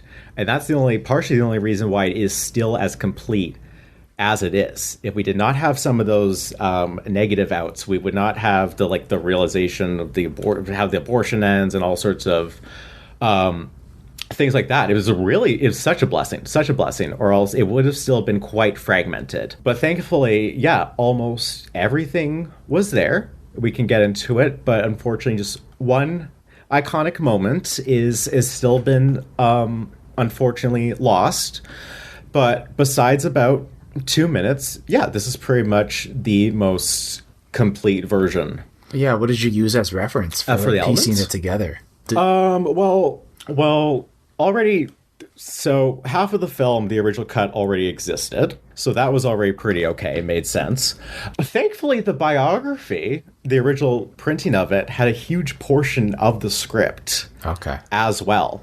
And the portion of the script, it actually is like a bunch of the lost sequences leading up to Buster's death. Like some of the fight with the mother that was excised, and then some of the talk between like Candy and Neil Flanagan on the staircase and things like that.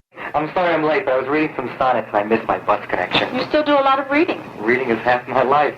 But also, thankfully, what's great about Andy's and how he mixed his films is that sound and music always bleed from one scene into the next. So with a few portions, it was also just like, okay, what could this be from? Oh, I think that's Clara's cackling. So then this scene has to come next. I can hear her cackling for like a quick second before this scene fully starts up. So there was one or two. So thankfully, because of how Andy edited, it was a lot easier than initially I expected. There was only one or two moments like, should this go? Okay, yeah, this absolutely would go here, would go here. But no, it was thankfully I had enough guidelines to put together. I think I only did it in like 2 hours or something like that. It was very easy to do. Yeah, so in that director's cut, just putting the puzzle back together. There's like added dialogue you can hear. It's like post-dub dialogue that doesn't match. Can you explain that? Do you know what I'm talking about? That's yes, and that's happened in other films. That was just troubles with the Oricon not properly recording the sound, because there's even that shot in Fleshpot after Harry Reams is run over and the two passerbys are bothering Dusty. That in the camera original, the Oricon didn't actually pick up that dialogue. Everything in that shot is overdubbed because of camera problems.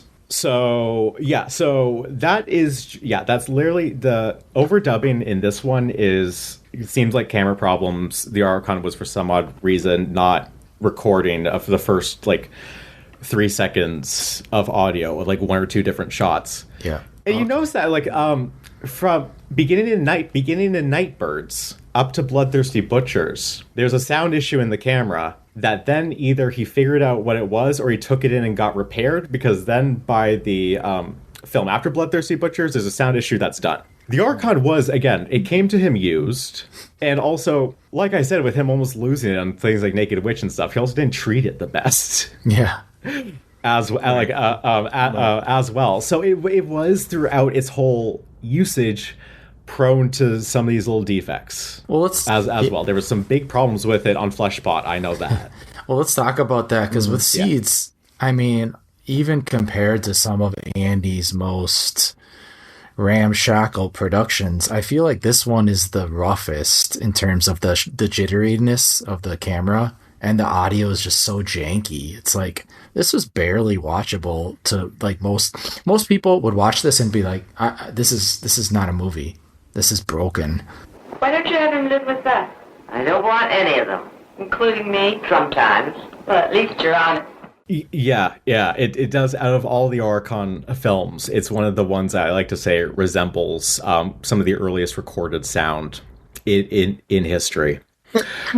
They do very much like any like even early John Waters or anything like that. That was just the sound fidelity of the Oricon. Very Diane Linkletter story, right? Exactly. Yeah, exactly. Multiple Maniacs. If you think about how tiny of a strip is actually the sound's actually being recorded on, probably no more than like 1 or 2 millimeters, maybe on the beside the 60 millimeter image. So there was absolutely no chance of like getting good audio out of it. Like some other filmmakers were smart and did use the Oricon, like the Ormonds, but they record their sound separately because it was still a pretty good little compact camera to bring around. And could be on the quieter side. If you got a newer model, Milligan's was janky and sort of made all sorts of sounds and things like that.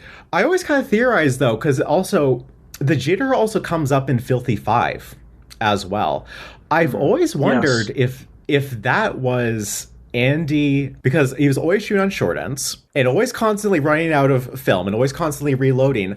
I'm wondering if he again, with some of the instances when he loaded film, he accidentally didn't line up the sprocket holes to like the pull down claw properly in the camera. And so the pull down claw in the camera is like losing its grip on the film as it's being pulled through. So it's not properly exposing it frame for frame, which is why it seems like there's that weird like up and down bouncing. Instead, because the shutter's still going up and down, film's still being pulled through, but the pull-down claw is not properly exposing each frame as it should. Right. Yeah, I noticed No, I believe that's fully what it is. Mm-hmm. Yeah, it's really noticeable in this one for whatever reason. But it was still, like, saleable, right? This played theatrically, right? I mean, sort of. it did not do well. No, it did not do well. Well, because also, like, it's because by the time it was done, it's also by the time it was done and ready for release, it's about 1969. By the time it was like ready to go, print advertising are made, and so lots of things were becoming color.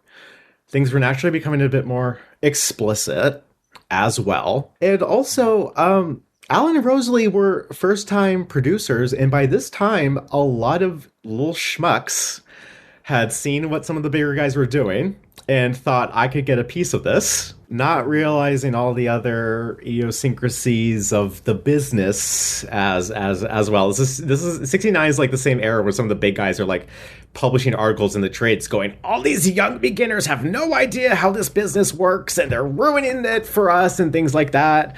And so for, again, what he's probably trying to book this film, by this point in 69, probably a lot of theater owners were also like, oh, another one of you who has another one of these movies you think you can make money on. You don't seem like you're going to be a reliable product supplier. You're just some dude with a sex film.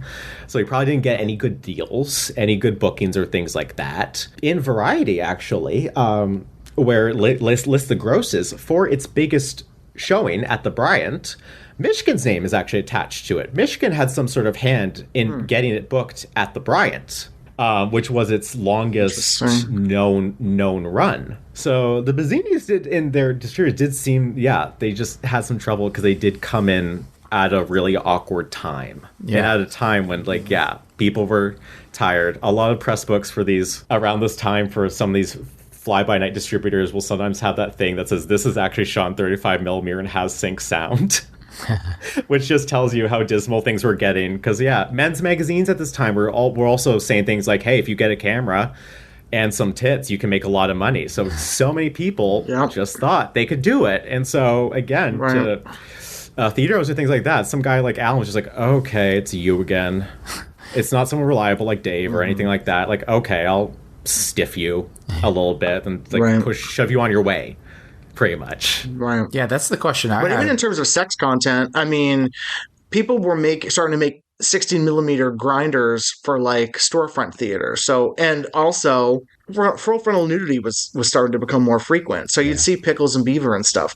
You get some Beaver in Seeds, but it's not titillating or sexy, and it's in black and white. It's not like something like, watch something from 69 like The Girl from Pussycat, which basically exists to see this naked flesh, full frontal, very graphic, barely a story. I mean, that's much more saleable than something with too much story, like Seeds. Even watching the trailer for it, it's kind of like, wow, they tried to sell it as a horror film. Basically, I mean, it's sexy, but it's also all the murders are in that trailer, and it's like, see, they're trying to promote this. I don't know how they're trying to promote this because it's sexy, but it's not sexy. It's mostly a horror film. What's the matter with you? I think you ought to see a psychiatrist. You're a very sick boy. I'm not a sick boy. The whole world is sick. It's a terrible world to live in. Everybody is so full of hate and deceit. I try to go out to them and give them love, and I get nothing in return. All I ask is nothing more than you give a dog. I just get kicked every time. Yeah, I wonder what Michigan would have done with it if he got it originally. Yeah, maybe. He probably would have highlighted the horror aspect, I assume, as well. Or again, just spice, or again, just be another a sex film too. Yeah. Would he even have? Would he? Because Torture Dungeon is the only one I can think of. Huh? I was wondering, like, go ahead. I wonder if Michigan even would have released it, like, as it is, because like we said, the sound is messed up, the picture's messed up. I wonder if Michigan would have just canned it. Probably not, because other ones like Promiscuous Sex apparently had nightmarish audio, even worse as well too. Like Michigan was very notorious for grinding out like crap that did not fully deliver. Like, it's not just the fact that Andy had a thing for making sexless sex films. Like, even though some of his other stuff was super timid, at the very least with Milligan stuff, you still get some of the other cool sexploitation themes over some of his other crappy imports and things like that. So no, Milligan probably would have done it well. He apparently saw it because Milligan was quoted in the book as saying Michigan hated seeing that wheelchair because his wife had a multiple sclerosis. Milligan really loved bringing that in, that Michigan hated seeing that wheelchair. Because he thought it was like a dig at him. Yeah, he probably thought Andy was like, put that in there intentionally to like needle at him or something. Yeah, I don't know. Maybe, because at least what was at least somewhat influenced was apparently the kind of the concept for the shitty family was patterned after the Bazzini clan. After Milligan had had some meetings with them. So Alan and Rosalie Bazzini owned a restaurant, I think somewhere near 46th Street, called The Grotto, that their parents also worked in. And so they were like a family out of one of Milligan's movies. They all screamed at each other constantly. The blind mother was absolute queen bee of the place. Alan and Rosalie were spoiled brats in his eyes, and they treated their father like such shit. It took Milligan multiple trips there to realize that the head waiter was their dad because of how horribly they were treating him. Every single time he went, it took him forever to realize, oh, that's your father? Oh, whoa. So, according to him, the family in Seeds, besides him just having a thing for shitty families, was kind of patterned after the Bazzinis themselves. He's joked multiple times, like, they probably killed their father by now, or something like that. The father's probably, like, dead, blah, blah, blah, blah, blah, and things. So, it was naturally... So naturally, it made sense to make another little family reunion film with these crazy little characters. With Andy putting a bit of his own family history in there as well, right? Oh yeah, oh yeah, absolutely. And we're lucky to have this one because apparently it is one of Milligan's favorites too. Out of all the sexploitation films that can be missed, that could be around, we're very lucky to have this one too, because apparently he really likes it himself. Well, it is, yeah. I mean, it's always been highlighted as, I mean, it's one of his most popular movies, just because I think it is so intense. It's unlike anything else that he put out that we can see, right? Mm-hmm. Yeah, I watch it every Christmas. It's one of my annual Christmas movies. You know, yeah. I think we got lucky with this one specifically because of the distributor. I think if it had been Michigan, we wouldn't have gotten it because none of the Michigans have turned up and none of the JAR films have shown up. It's some miracle that the Bazzini one showed up. It's weird that the only Michigan one we have, well, I guess it makes sense, is the color one, which is Fleshpot, which is years later. Because that might have been at least around a bit more. Like Michigan had it closer to him, like as well as with the Milligan horrors, which have also survived in like pretty good shape. Like even with the Reversal originals, like there definitely seemed like the black and whites like were somewhere else offshore, and whether or not the initial decision was at the Michigan's hand to get rid of them or somewhere else. Spoke to someone recently who had contacted some of these guys in the 80s. And heard from Bill that the facility where these were in New Jersey might have actually just accidentally burned down. And so because that's what I heard. They were somewhere in New Jersey. I think Fort Lee, as what's sticking in my mind right now. It seems like they also, because one Michigan negative too, Heat of Madness, was at Movie Lab. So I've always wondered. Yes, because we have that. There? So because I know he used bonded film. He used in the early 60s based on some paperwork I found. And then, Movie Lab, I know, because the Milligan horrors the blow-ups have the Movie Lab banned, and the Heat of Madness was found there. So I'm wondering if they were moved eventually somewhere to a cheaper storage facility later on in their time, like away from New York, where he wouldn't have really needed. I'm just trying to think of when that would have been and why they would have even done that instead of just destroying them if they weren't marketable. Yeah, I don't know, because that's my immediate thought. It's just based on their reputations. Both Michigans, Bill and Lou, both were kind of like that. Yeah, I'm not too tantalizing and mysterious. Yeah, exactly. Because also, Orgy at Lil's Place was obviously still somewhat around in like 1970, because he put that out as an official B for that 70 release Beyond Control too. So that movie's around, but actually that's one of the only films that I think has showed up via preprint elements as well. That's like the only other one. And I don't know how that happened. Baby. Yeah, I don't know. They ended up at EGFA somehow. Because that's where they were by the time the pickup Blu-ray happened. I was like, hey, Joe, EGFA has Orgy at Lil's if you want for an extra. Like, it's sitting right there. So it will always be a mystery. And again, same thing with the JERs. Like, some of those do exist. I mean, it's like his whole catalog. His catalog. Even some in negative form, I think. Like, some of the Michigans at least. Wishmans. Yes, at least survive in But I think because they're all in color. Well, I don't know if it's because they're black and white. I immediately just go to that. Oh, that's true. Sex Pearls of Paulette was JR. I forgot. Yeah, that's true. Yeah, what always haunts me is that were the Milligans still like on the same shelf besides things like Sex Pearls of Paulette, but what's his face who was buying up the Wishmans, of course, was like, I want Jimmy the Wishmans. Maslin. Yeah, I mean Jimmy Maslin. That always kind of haunts me. That haunts me a lot. Of like, God, were they still around by the time like Jimmy was like doing some of his deals, and just it wasn't something that like entered his sphere, of course, because his thing was Wishman at first and H.G. Lewis, just Milligan might not have been on the brain. Well, even because like Nude on the Moon came out on VHS before Something Weird. That came out on, I think it was Joe Bob's Briggs series, like the worst movies ever made or something, which I think was Rhino. That's true. Yeah. So the one I have heard one horror story. I saw in the commentary, there was a horror story once where a bunch of JR prints had been located, like late 60s dated JR prints, like a pallet's worth of them. But they were down, I think, in Florida.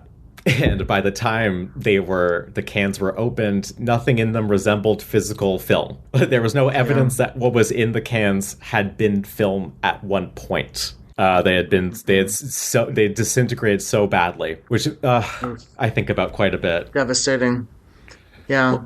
Well, there is a guy down in Florida who owns and I don't know if he's not around anymore. He owns or claimed ownership on all the Barry Mahon, Fanny Hill films. Yes, I was telling Gentry Fireball about that. Jungle, yes.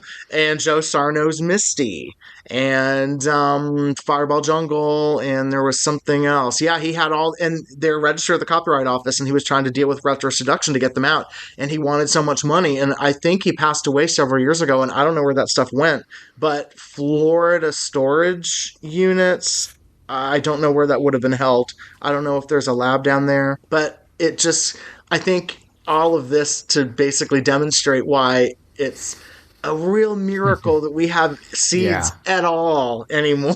Like, even Seeds of Sin, for God's sake. Like, that was a major discovery when that came out on VHS, when Something Weird put it out, because I was around when they announced it, and I was just like, what is this? Am I going to take this seriously? And then I saw Flesh Pot, which was my first Milligan movie, and I said, okay, I think he does the sex stuff differently than the horror stuff, so I'm on board. And I was like, it blew my mind, even in the Seeds of Sin version. And we're still missing a couple minutes of Seeds, right, Alex? Yes, we are missing the oh so iconic spitting scene. Yeah, that happens. That scene with Neil Flanagan as he's slapping Barbara around after their little tussle continued on a bit longer, in that she somehow gets him into submission on his knees, grabs him by the hair, like pulls his hair back, looks down, and she goes, "Open your mouth." He opens it. She slowly just drops a glob of spit into his mouth,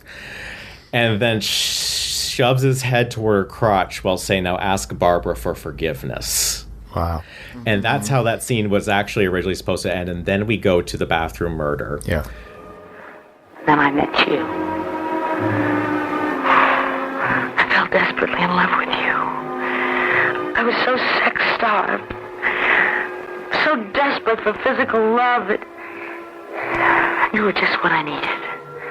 An animal. Oh, don't be upset by that. I mean that. You're a beautiful animal. And I knew from that first night that you had sadistic impulses.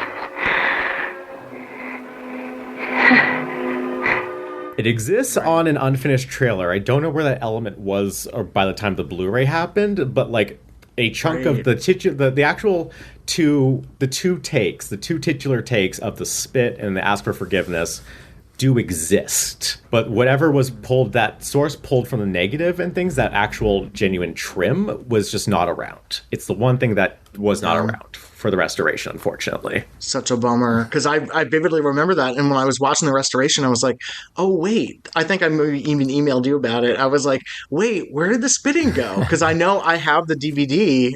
There's Something Weird DVD, and it's in that unfinished trailer. And I was like, so it existed at some point, but then, I don't know, it just went away. So hold on to your Something Weird DVD, because that's the only... And you can see a snippet of it in the trailer.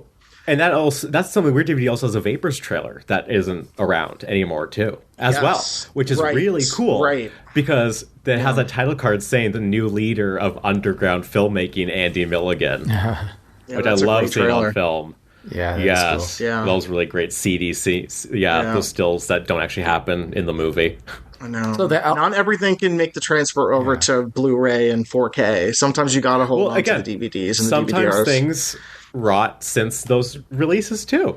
Some other films have rotted, unfortunately. Yeah, that was rotting by the time, was already rotting when it went through the telecine. Mike Frey had to physically fold the negative to feed it through, because it was already rotting by the time it was so unstable it almost didn't get transferred for the disc. Yeah, so that's all we're lucky to even have that at the very least, unless the print shows up. It unfortunately happens. Another Michigan film, Fight for Your Life. The neg has since gone because of a hurricane. A hurricane took out the neg. So the DVD. Since I was wondering why that never got upgraded to Blu-ray. Shit. Yeah, okay. Hurricane Sandy took out the negative. Unfortunately, that was her. That was her doing. Wow. Yeah. And a lot of those Novaks destroyed in a flood too. Really? There's still there was a big flood. That's why a lot of that stuff you will never get restorations of it. I don't know if like Kiss Me Quick is gone. There are major Novak titles that I'm like, why hasn't this been been licensed and restored? I think it's because a lot of the stuff is gone. Well, also you know Mike's initial dealings with Harry. You know Harry. You know Harry's dealings. Yes. So I also yes. I don't think it's also just without too much shit talk. I don't think it's also just elements. I think it's we'll cut this out. Whatever situations are. Again, sometimes it's just beyond anyone's control. That's all you can say. Pretty much. You just gotta be like, okay. It's the nature of the beast, you know? It's kind of like knowing, a lost film exists and it's in an archive and it's at least safe, but when's it ever going to get transferred for video? At least it exists, but when are those has anyone researched if the Library of Congress is holding any prints? I'm guessing that well, historically, these films are typically not deposited with the Library of Congress. They were released with copyright notices, some of them, but that doesn't mean they were actually formally registered with the LOC. There's a few odd things they have. Like I think they have the only known print of Sadismo randomly. They, for some odd reason, have Julia's No Angel. Really? In their archive, but that was just because of an Julia's acquisition. No Angel. Damn. But I think that was just like they got a bunch of prints. Like it wasn't an official thing. They just got a pallet of prints from somewhere. Because I think I heard my contacts over there. heard that they just happened to end up with an element of that. And for anyone who wants Sadismo to come out, their print is too vinegared to use. It's practically not actual film, unfortunately, because I have reached out to them about that film as well. But some of these prints, like even Mishkin himself, the way he distributed films, less so. Like JR film, what I've been able to find, they went pretty wide all around the country. But Mishkin's stuff, he never really prioritized a lot of the really backwater places. And really cater to the larger cities where the payoff was the most. As cheap as Mishkin was, the only thing that he spent more money on compared to some people like, I don't know, like Sam Lake or Stan Borden was the advertising, those big 4-color sheets, and his theater fronts, where he normally spent a lot with a lot. King Displays were making a lot of money off of his fronts because his were some of the most elaborate in terms of actual design, all sorts of like imagery that was on them, and things like that. So he really prioritized where the money was, and if these were really going anywhere backwoods, it would have been later on in the 70s when they're kind of having their swan song in some of the they're called the last gasp houses, and if some of the sub distributors did some backward bookings themselves, like not actively through Michigan, but like maybe Sac Amusement or Galaxy Films. And no, the Sac Amusement estate unfortunately does not have anything on these movies. I already checked. So did I years ago. Yep. Oh yeah. Yes. My God, like when I contacted them, he was like, no, this my research guy already came through, and I was like, oh shit, okay. Yeah. Same with MyTam. I contacted the people connected to MyTam, and they were like, they had them in a storage shed for years, and then a couple years later, they were gone. So, oh my God, we need to talk about that then. I've been researching them a lot. We need to talk about that later. Yeah, this MyTam film's gone. Yeah, unfortunately. Ruined Insane's mistress. All we have are those gorgeous press books. Yeah. Oh my goodness. We'll chat about that later. So all this to say, be thankful for what we have with the versions of seeds that are out there, right? Right. Do we want to talk about some of these cast members? I have some notes. Yeah. Who do you want to start with? The only thing I initially have to say is... for the producers is that they gave him some also initially, Alan and Rosalie, as cheap as they were, they also gave him one of the most punishing budgets ever at first. They only gave him $7,000 to work with. It did go up to $12,500, but the initial budget on paper was only $7,000. That, like, Promiscuous Sex was shot for even more. I think that was $7,500 or like $8K or something like that. But again, it did creep up. Thankfully, because Alan kind of realized we're really making this for nothing. This is insane. Yeah, initially it was just going to be $7K. Punishing as all hell, even for Andy, let's be real. But I'm digressing. Back to cast. That's the only thing that's really... That's so low. That's really low. Yeah. Well, I was digging into some of the... Because I always kind of go for the kind of the smaller people in the cast, because I think we know a good amount about like Maggie Rogers and Neil Flanagan, because I think a lot of they've been written about a lot. Somebody that I was really intrigued by was Jesse Bigelow, who played Mortimer, and I was like, I used Jimmy McDonough's book, which is Essential, as like a jumping off point. So he mentioned that Jesse Bigelow, who plays Mortimer, who's kind of the Maggie Rogers kind of right-hand man, who turns out to be the father of one of her children in this big dinner scene revelation.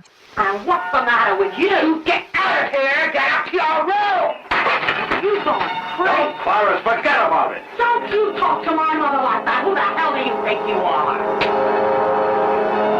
Who's your father? I wasn't sure about this IMDb credit of him being on an episode of Jeopardy. But yes, he was on the original unaired pilot of Jeopardy in 1964. He is identified as an artist from where are my notes? He's identified as an artist from Camden, Connecticut. And if you find this very interesting video, it looks like Mortimer is on a game show panel. He just doesn't have the eye patch. He looks exactly the same, and so sounds exactly the same. And I was like, wow, so this guy went on camera before he just stumbled upon Andy, and Andy was like, here, do this movie. Yeah, because in the book, all it said is that he was a local antiques dealer. That's all it was. That's also in the book, that he was a local antiques dealer. Right, which kind of ties into the whole artist thing. I mean, maybe he was also selling his wares at this antique shop or something.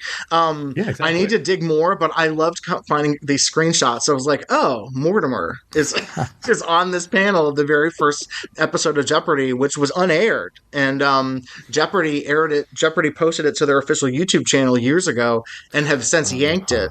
But it never went to air, but he was one of the first ever contestants of Jeopardy, which is crazy to think about. And then a few years later, he's wheeling around Maggie Rogers in this insane movie. He only won a color TV. He did not win any money on the show. I wonder if Andy cast him because of that voice. Is that the sole reason? I wonder. He has a very good voice. It's a very booming, like you would think it'd be good for like cartoons or something. It's a very good voice. Yeah. Yeah, he delivers enough of what you would expect of Mortimer. Like he does give for what seems like a Milligan non-actor, out of the scheme of his non-actors. Yes, exactly. Well, and then so two things struck me about in the Milligan bio was that he said he cast like an oily swinger couple from Brooklyn to play. And I'm like, that's Lucy Silve. She's a major player at Cafe Chino and La Mama. Yeah. When the second iteration, I did some corrections. Let's just say I gave him a big list of like, hey, so we're gonna need to correct these for this newest one. Because for a while there, I was like, well, wait a minute. She was part of Milligan's crew at La Mama and Cafe Chino. Like, she was aware of them. She was married to a very, very regular director there. Oh, gosh, what was his name? Where are my notes? Emmanuel Peluso. And they were married at the time she made Seeds. And so she eventually left acting. They co-wrote a book about drug addiction in women, and then she became like a marriage counselor and eventually came out as a lesbian. And she's still living in San Diego as far as I can tell, but I don't know. Well, obviously she wasn't interviewed for the McDonough book because he thought she was some swinger from Brooklyn. I don't know if he reached out to her for the second part, for the revision of that book, but she's still around. And I think she's great in this as kind of the rich bitch daughter. Eldest daughter, yeah. Yeah, I wish she was in more of these, alas, but... She used to beat me all the time. I try cold indifference to her now, but she knows I'm still afraid of her. She knows me too well. Yeah. Did she just not again, was she one of those few people who just did not like Andy's thing? It was just like, okay, I'm good. I don't need to come back for one of these. I'm guessing so, because I think it's her. Yeah, I think it was her only one she did with him, right? She didn't do anything else. So, and it's interesting most at least did two, but most at least did two or something like that. But it's again, I can get it. Just some people were just okay. I tried. I gave it my shot. This isn't it. Right. Well, also, she only does a little nudity in it, and it's one of these. It's kind of like her sex scene is a lot of like rolling around and the swirling camera and stuff like that. But I think her. I wanted more of her in the movie. I don't think there's enough of her, but she's very good, and she lands a real slap on Jesse Bigelow. And I also did research on Paul Eden because I was like, this guy had to have been a real actor. He's really into the campy role of the Doctor. Mm-hmm. And I had to confirm, is he the guy in Destroying Angel? And he is the guy in Destroying Angel. Gay actor, obviously. That's the one where he's filleting the baseball bat, right? That's one of the baseball bats. And no, he plays... Because I've seen something of him in where he's filleting the baseball bat. And if it's not that film, then there's something else too. I need to go do some research on it. Does he have a beard? Does he have a beard in that picture? I don't think so. Because he's fully bearded in Destroying Angel.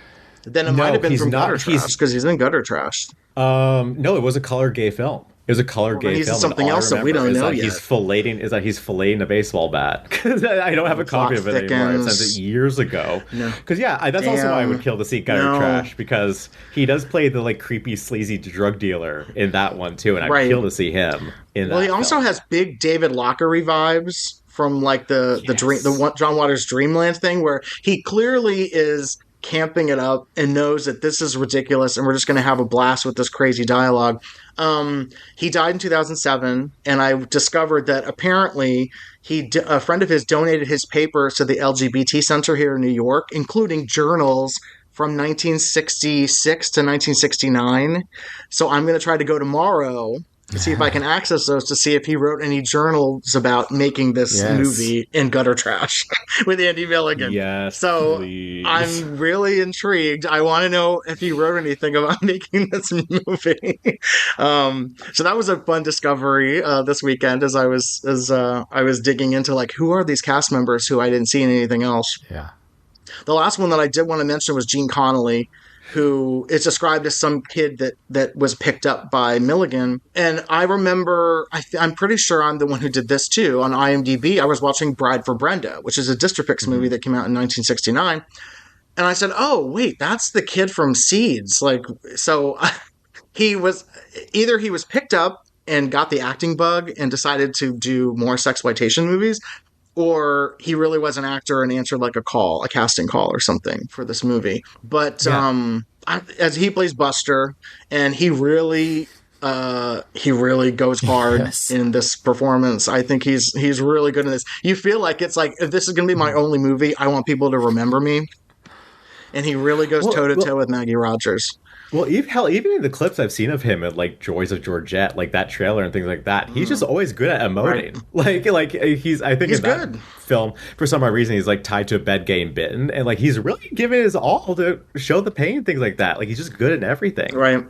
I can find beauty in anything if I put my mind to it. If I try to explain it to them, they just laugh. You should try harder to get along with others. Why should I? My life is worth 4 of theirs. I'm a much better human being. Matthew, I read about the Hitler regime. Do you know that they had a beautiful setup? They weren't so anxious to take over the whole world, and they stayed in their own backyard. They would have made a beautiful world if they only took their time. You don't know what you're talking about.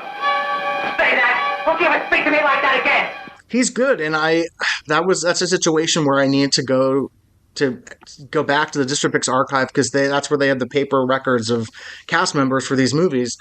So I need to figure out if he's still around or what his story is, because I've always found, once I knew that he didn't just make this one movie and he made other movies, I was like, okay, there's a story here. And so that story has yet to be told, but hopefully there's some more updates and discoveries to come. Hopefully, fingers crossed. And there's other people in the, like Maggie Dominic, who I invited to the Seed screening, and she was unavailable.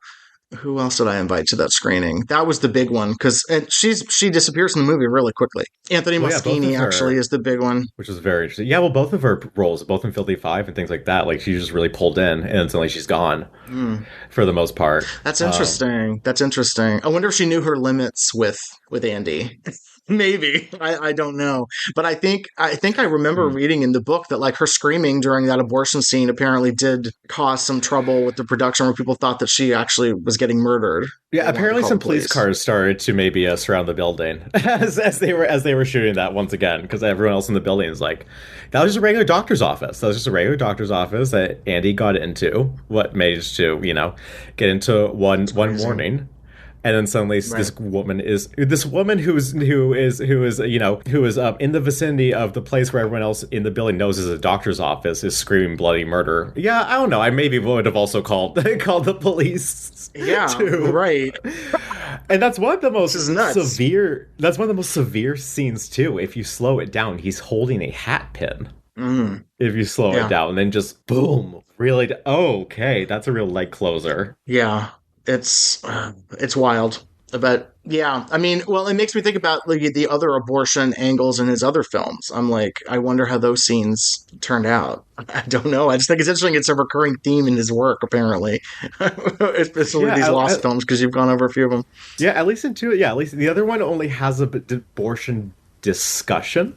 I don't know if the other ones have actual sequences where everyone needs to lose it. Yeah, it's funny, the death scenes the whole point of the other one is in Seeds, like, you have to slow them down because they go by so fast. Like, even Buster's death, for the longest time I was like, what is he holding in his hand? It's so hard to see. And the suicide attempt that turns into a homicide, I just caught that, like, on the last rewatch, that the door, like, slams into her knife that pushes it in her. So it's like, yeah, all the death scenes are very quick. Because they don't have any dialogue. He wants to get back to the dialogue. Yeah, right. He wants to get back to the acting and the dialogue, you know? Yeah, he has this fun little punchline because some of them are kind of jokey. You know, because some of them are kind of a little bit, like, tongue-in-cheek, and then he's going right back to what he really cares about. Yeah, right. You know? Right. Okay, we can no longer scream at this crazy woman. She's dead. Okay, let's move on. We can't get anything out of her vocal cord wise. Yes. So we're just gonna keep on going to the other ones that they're still ready with their pipes. Where's your husband now? Michael never told you? No. Michael's father, my husband, is in the home for the criminally insane. Exactly. That's very much what it is. Yeah. That is with all I did even also with ghastly ones too. It's like they're out the way. They're out of the way. We gotta keep going. Like that is true. They're not prolonged or drawn out. No. And in ghastly ones, it's hilarious because even the servants are like, okay, but we have to stick to our schedule despite the fact these murders are happening. Yeah, right. We have a very strict schedule around this house, okay? I don't really care that she's upset about her dead husband. We have to eat dinner. Yeah, they almost don't. The murders almost don't happen. I love that so no matter what. Well, even in Seeds, No, it does not matter. Okay. There's like, oh yeah, the police came and investigated, but it's like they just jump through that. It's like several hours later, the police have come. Right. They've concluded that this one is possible suicide, and this one is a accidental stereo falling in the bathtub. You know, it's just accidental, but yeah, they don't linger on it at all. And they all stay. Yeah, and everybody just like moves on with their lives. None of them will leave. They all stick around. I know. They know that it's their destiny. You know, even just recently, I like the timeline is so odd. I didn't even realize this film only takes place on a weekend. If you think about it, like everything up to the abortion scene, everything up to the abortion scene is all seemingly takes place in one very insane day. Yeah. And then the next day, they're now at Christmas dinner. It's just a weekend, I think, this whole film takes place over. Yeah. Yeah. And what a weekend, too. And we get no gifts. Which and is no tree. I don't think Nobody we see a has tree any either. gifts. No tree. Oh, no, well, they talk about a tree, but we don't see it, do we? I think it's in the background, in the parlor room, behind in the shot where Carol greets Buster. There is something in the room behind them with blinking lights. Okay, that's all we get. There is something in the deep background lights. with some blinking, with some blinking lights going on in a dark room behind them, which was the parlor of the house, and then later on. That's the only real mention that there is a tree in existence. Because, then again, would the Manning family really deck out the house for Christmas? I can't see it. No, yeah. No. And none of them wish each other. Christmas is barely mentioned. It's mentioned once. I've invited the Christmas home for Christmas dinner. And that's it. We never know but it's still a Christmas movie to me. So... Yeah, Carol could have easily said, like, guys, it's Christmas. Can we chill out? But no. Favorite holiday. Nope, never bring it up. Yeah. It is. It's up there. I watch it every year with, like, Black Christmas and Santa Claus Conquers the Martians. Those are my go-to Christmas movies every year. Because what's one of the number one things what's one of the biggest, like, headache of Christmas is family reunions and family get-togethers. I'm sorry. It's, like, the perfect, like, kind of just, like, outlet. In a way. Well, actually, speaking of headaches, I don't know if you remember that screening at the Quad where a friend of mine came to see it and he'd never seen either film. And so they showed Vapors first and then they showed Seeds. Vapors, he got through just fine. About 15 minutes into Seeds, he started getting violently ill and he had to leave. And he was like, I don't know, something about it. It really just made me very physically ill and I had to leave. And I was like, I get it. Yeah. Listen, I have a headache every time I watch this film, but it's such a great headache. It's just kind of like everyone's going to town and screaming at the top of their lungs. Yeah. My father was so shell-shocked when he walked out from that because he had never seen one of these before, too. He was just like, his jaw was on the floor. Well, I had to do Q&A after that, and I have to bring the room back together after that. And did the Q&A, I was just like, oh my God. Well, the audience was really everyone. receptive. They loved it. I mean, it was a great audience. I think so. They were really responsive to the movie. Like, they seemed to get it, you know? Like, they reacted where it was appropriate, things like that. Exactly. And it was a fun time, but it definitely, And it ends, I know the director's cut version ends with the phone call, and then the music cuts out pretty abruptly, and it's just like dead silence with the credits rolling again at the end. So it's such a it's a powerful ending. It makes you sit with it for a minute. Right. Yeah, it opens onto this explosive beginning of the day. It immediately just shuts down the second you don't need to be here anymore. It just exposes you to all the horrors, and it's like, okay, time to wake up from this nightmare. We're done. Right.